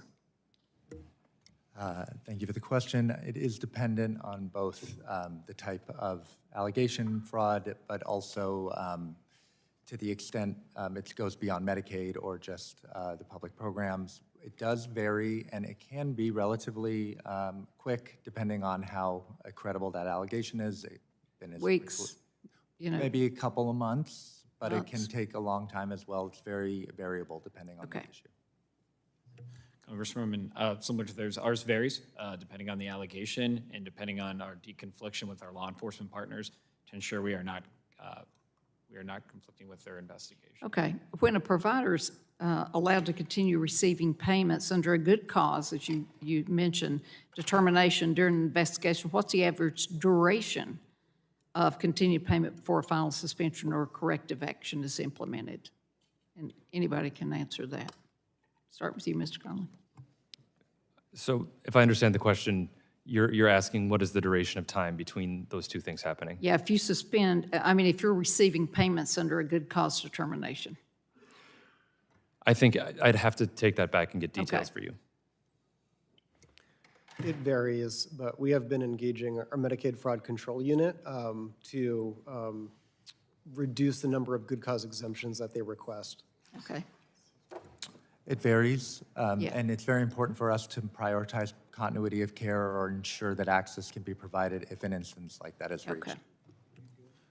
Ours varies, however, we have made recent efforts to improve Okay. that timeline. Well, that's all I got to, Mr. Chairman, so my time's up and I'll yield back. The gentlelady yields. The chair now recognizes Ms. Fletcher for her 5 minutes of questioning. Thank you, Chairman Joyce, and thank you to our witnesses for your time here today. Fraud is a genuine problem in federal programs, including in Medicaid. That is why Congress and many past administrations have worked to pass laws and develop procedures to investigate, document, and remedy it. And federal law has well-developed procedures for how agencies must address fraud. And that includes requirements that agencies identify a credible basis for suspecting fraud before pausing funds, provide notice and an opportunity to be heard, impose penalties that are proportionate to their findings. They are tools that many administrations have used of both parties for many, many years. In fact, under President George W. Bush, there was a Medicare fraud strike force that charged thousands of defendants and recovered tens of billions of dollars, doing it the right way. And that's the key here.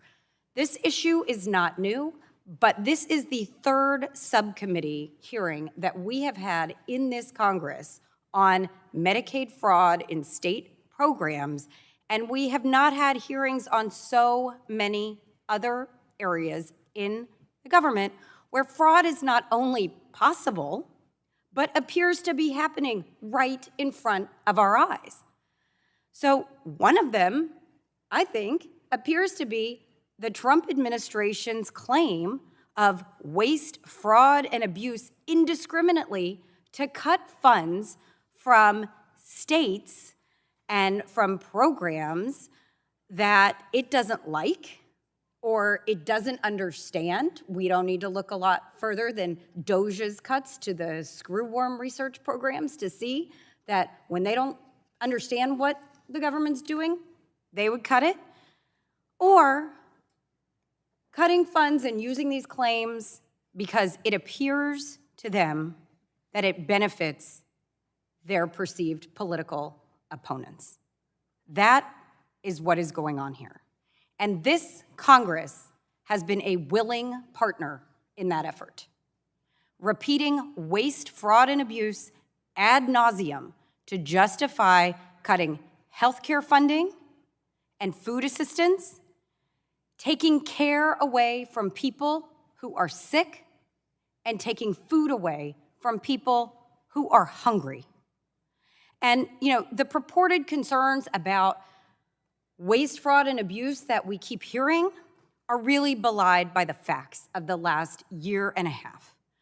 President Trump has pardoned, according to the New York Times, at least 70 allies, donors, and other people who have been convicted of fraud, including convicted of defrauding the United States government through Medicaid fraud. The president is pardoning them. People who defrauded the United States and took away the very services that we've been hearing about throughout this hearing from the people who were gathered in this room who deserve to receive them. The president is pardoning those people. And we also see not only has that increased since the first term, there have been nearly 36 pardons and commutations of people who've been accused of fraud.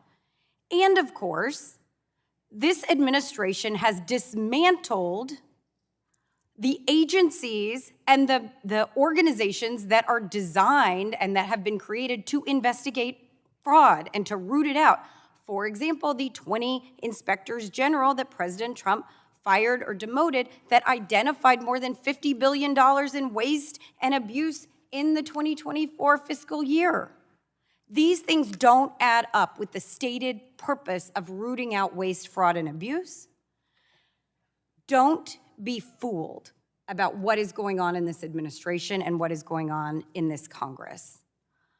We know that hundreds of billions of dollars in funding for people across this country flows from the federal government to the states through programs like Medicaid and SNAP.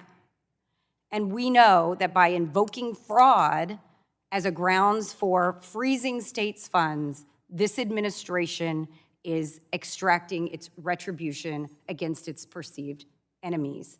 Do not be fooled by it, and don't be used by it, and don't look away from the other waste, fraud, and abuse that is happening before our eyes. Thank you, and I yield back. Gentlelady yields. The chair now recognizes the gentleman from Ohio, Mr. Rulli, for his 5 minutes of questioning.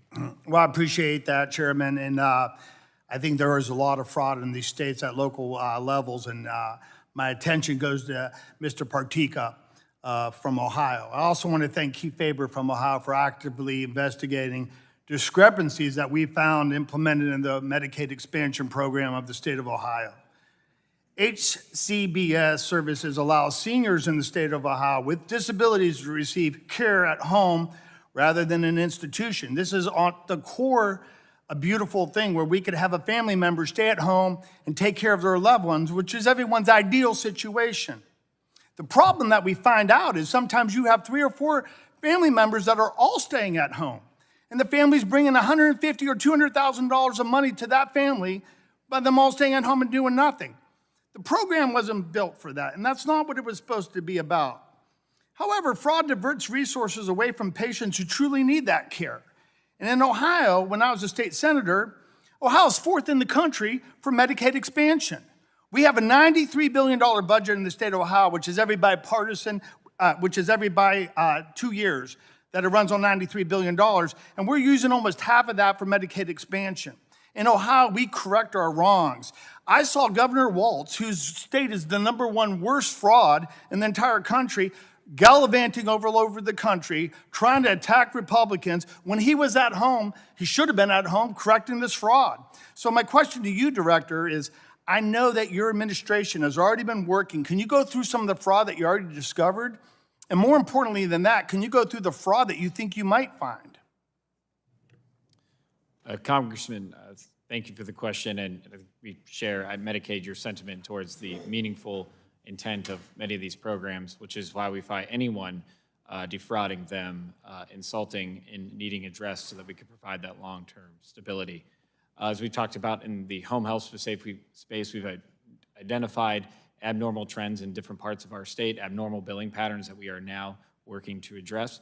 We, as I've identified and has been in the news, the $42 million finding on the behavioral health services provided in our community, that we've been working on making policy changes, including prior authorizations, reviewing our enrollment process, and identifying high-risk providers in each of those areas.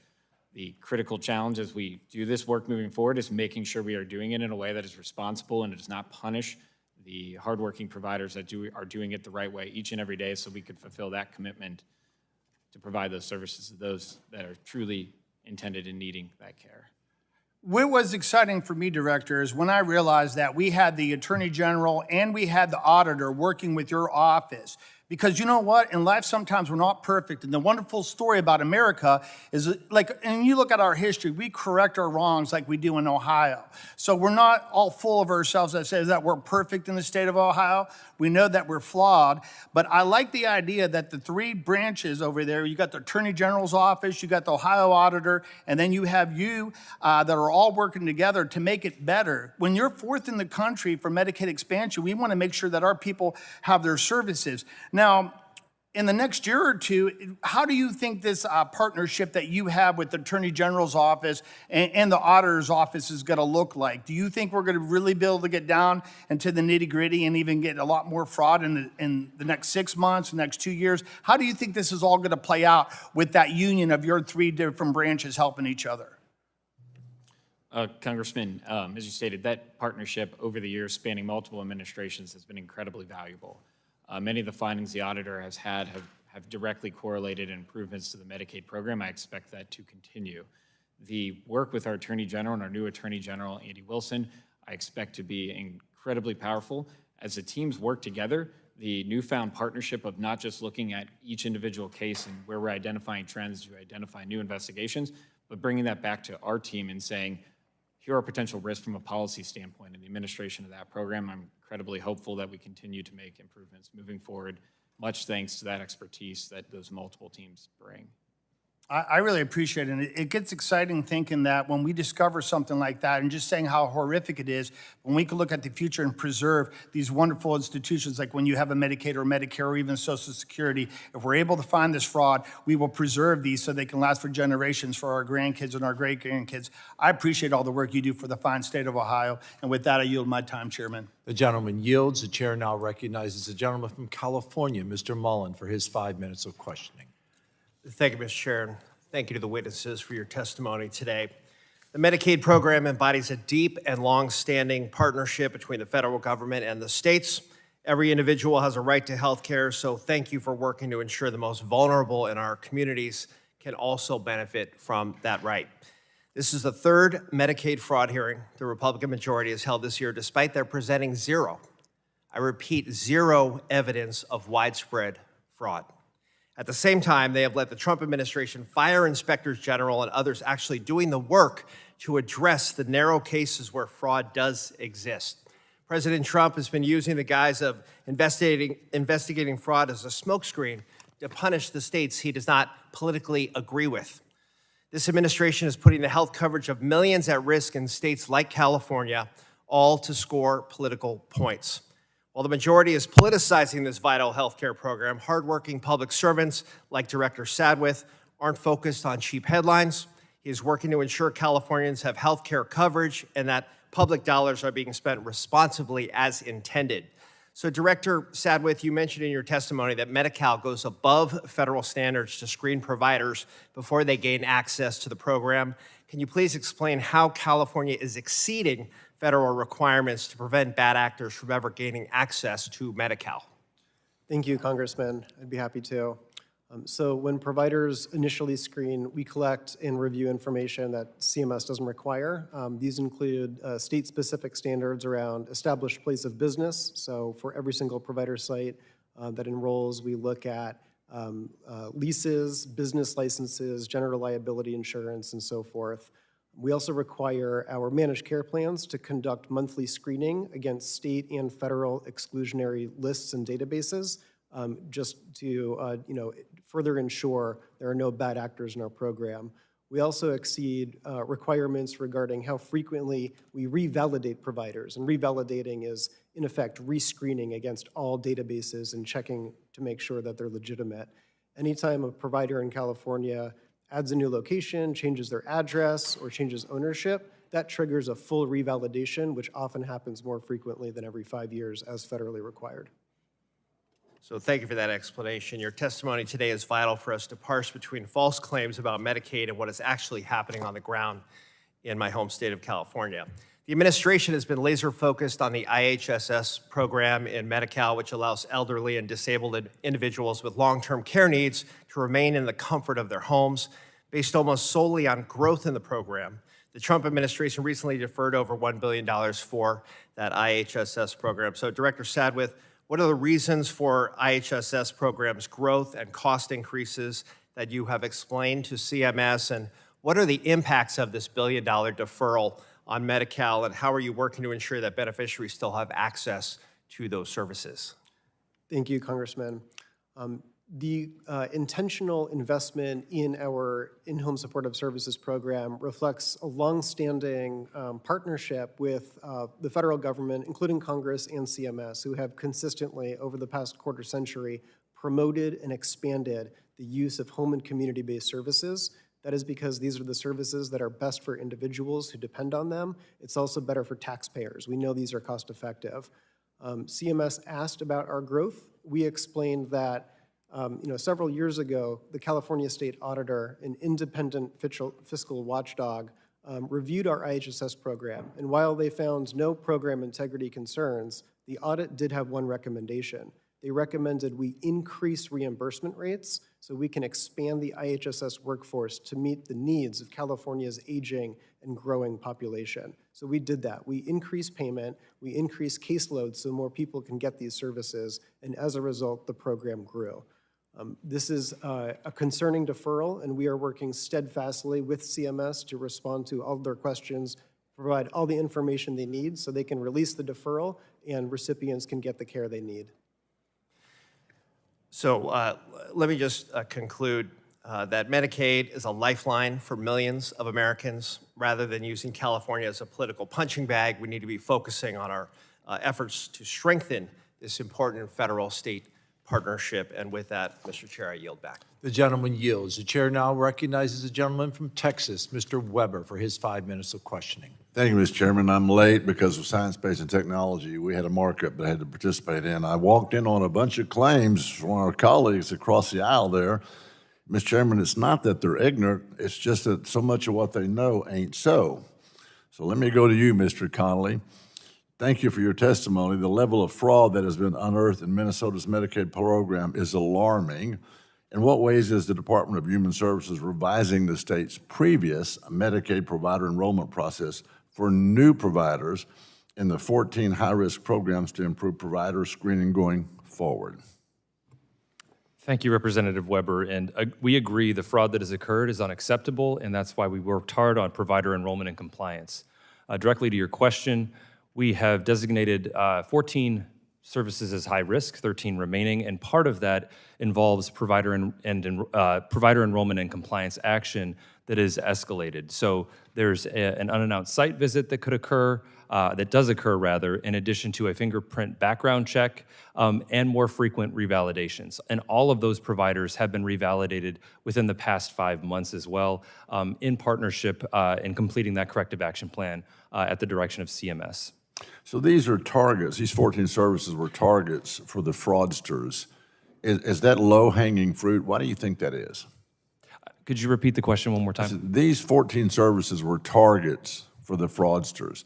Is that because of low-hanging fruit? We're not paying enough attention? What do you think? Why do you think that is? Thank you for the question, Representative Weber. So I think it's for a variety of reasons, and we've demonstrated in our actions what we think those reasons were. So it starts with the design and the policy around the program. So are there different requirements that need to be escalated? New billing parameters, for example.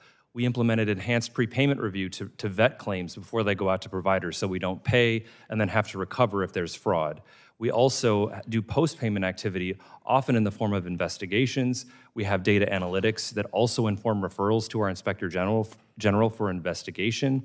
And then, of course, if those cases rise to the level of a credible allegation of fraud, we then refer promptly to federal and state law enforcement for further investigation and prosecution if they deem that necessary. Do you keep a list of all the fraudsters and their procedures so that you can recognize that going forward? Yes, as a part of our investigations, we have a list of all of the providers that have risen to the level of a credible allegation of fraud, and certainly we're paying attention to any announcement of charges with respect to law enforcement. So we do look at the behaviors and the different things that we found in terms of how they've billed and behaved, and we do keep that intelligence. So if there's any cracks in our walls, you're able to go back and fix those cracks?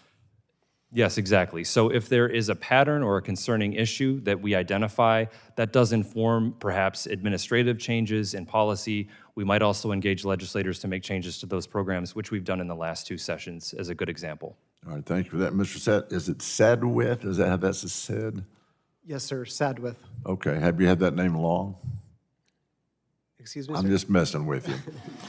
Your written testimony highlights that Medi-Cal has, quote, strong policies that are designed to prevent, identify, and block the fraud, waste, and abuse we were just talking about. Below this, your testimony cites that California's Medicaid Fraud Control Unit, MFCU, received 700 credible fraud allegations over the last 5 years.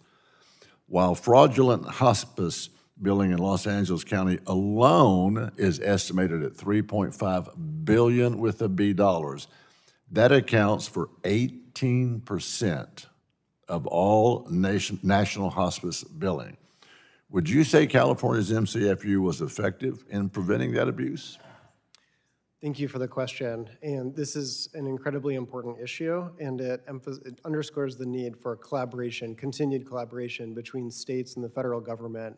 In California, the primary payer for hospice care is Medicare.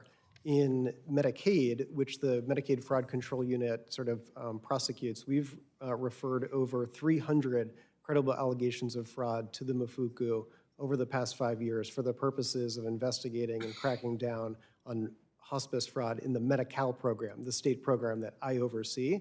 But that's why it's important to work in partnership with the federal government and CMS, which is responsible for oversight of Medicare.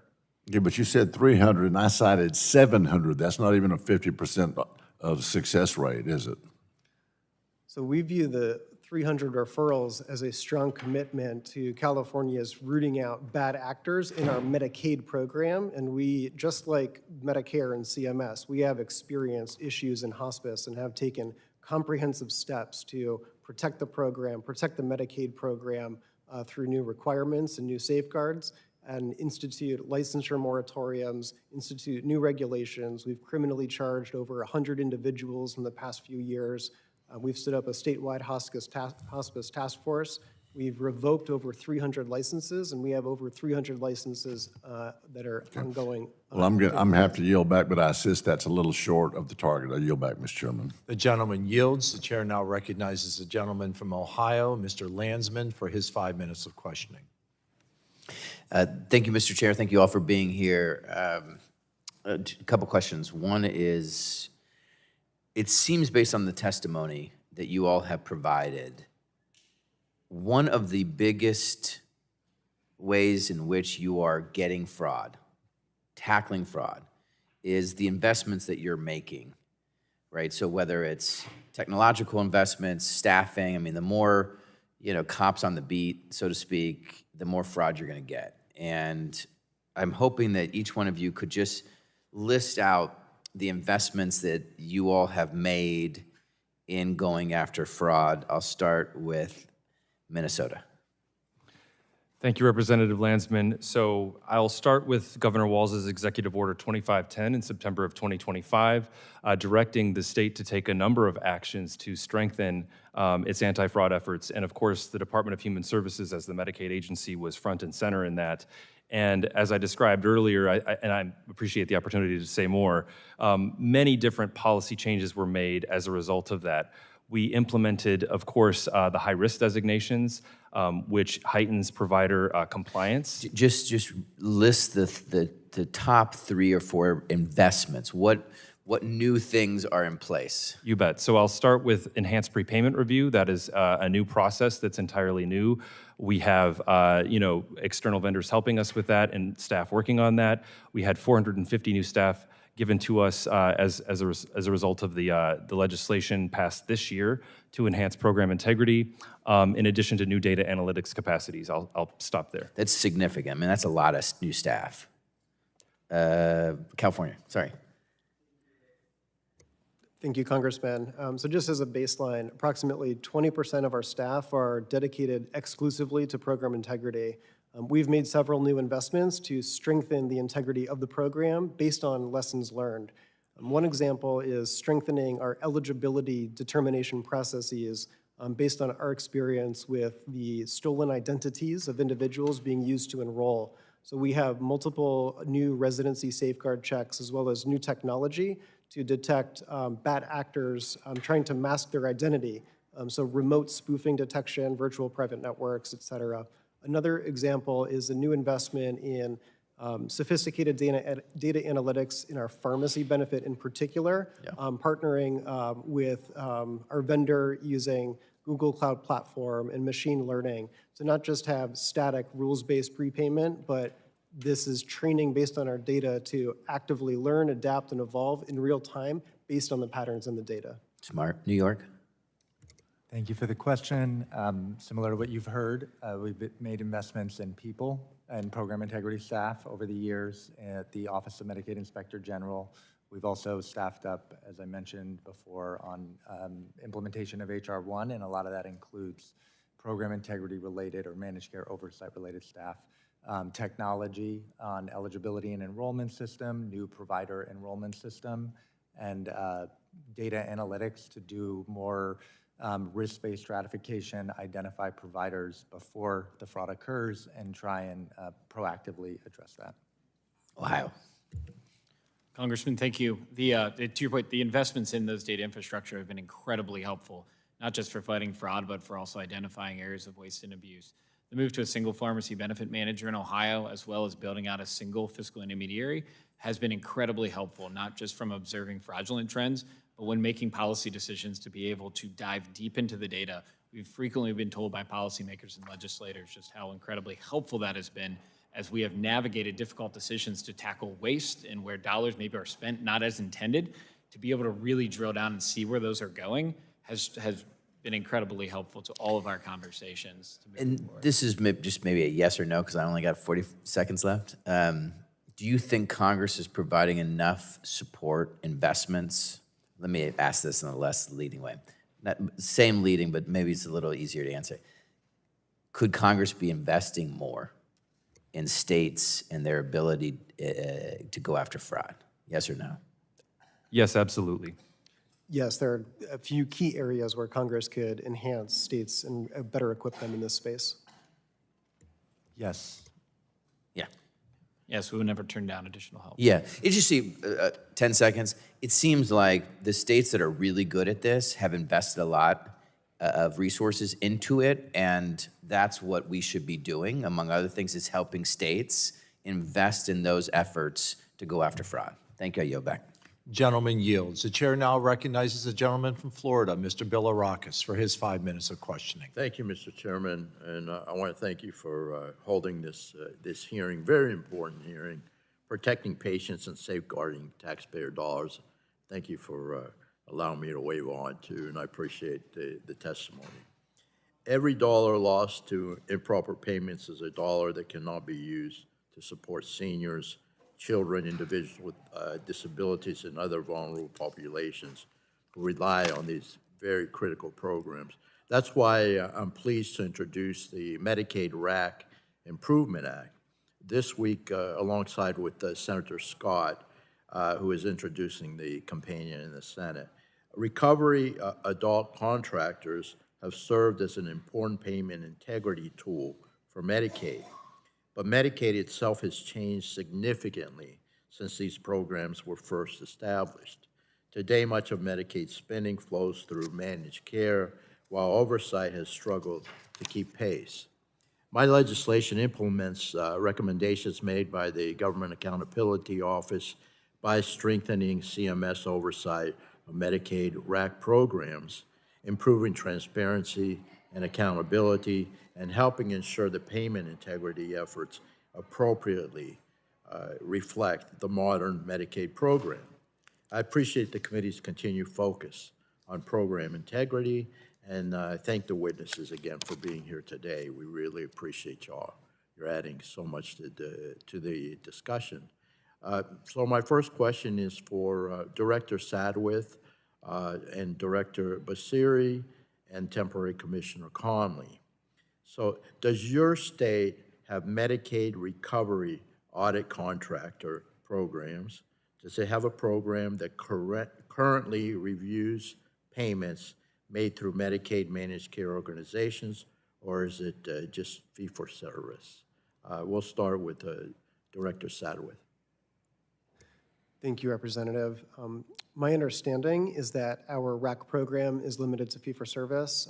We have a number of additional tools in place to perform sort of integrated analytics to identify risk trends and patterns in our managed care delivery system as well. Thank you. Now, Director Basiri, please. My understanding is that our RAC program is also specific to fee-for-service, but we have other oversight, overpayment, and improper payment mechanisms for managed care, particularly third-party liability. Thank you. And then Commissioner Conley. Thank you, Representative Borakis, for the question. My understanding, I would have to confirm on the managed care side. My understanding is we absolutely, I can confirm, have a recovery, a RAC contractor for the fee-for-service program, and we also implemented new managed care contract requirements with respect to staffing that they have for program integrity, recovery timelines, in addition to payment withhold timelines as well that are required in that contract. Okay, the follow-up question. How often do you audit or validate whether encounter data submitted by managed care organizations accurately reflects actual payment made to providers? And we'll start again with Director Sadowith, please. Thank you, Representative. So we have a number of processes in place to validate managed care encounter data, both internal processes as well as processes in place with external entities. Thank you. Director Braseri. We have several mechanisms in place, including state laws and penalty programs to ensure completeness and accuracy of our managed care encounter data, and we use that encounter data for as much in rate setting as the actuary will allow. Very good. And Commissioner Conley. Similarly, we have very complete claims data from managed care plans that we use to analyze trends and different issues with those claims. Very good. Another question, follow-up question. If managed care payments are excluded from RAC audits, how are you independently validating the accuracy of those payments? And again, you touched on it, but let's elaborate if possible. If you don't mind, we'll start with Director Sadowith. Thank you, Congressman. So we do have a number of processes in place to validate the accuracy and completeness of encounter data. We have been working with plans to sort of increase the rate to which encounter data are incorporated in managed care rate setting processes. And we have a stoplight program that provides feedback and corrective action plans to improve their managed care encounter data submissions. This is an ongoing process that's absolutely key to quality measurement, to data accuracy, and to rate setting. Very good. Director Braseri.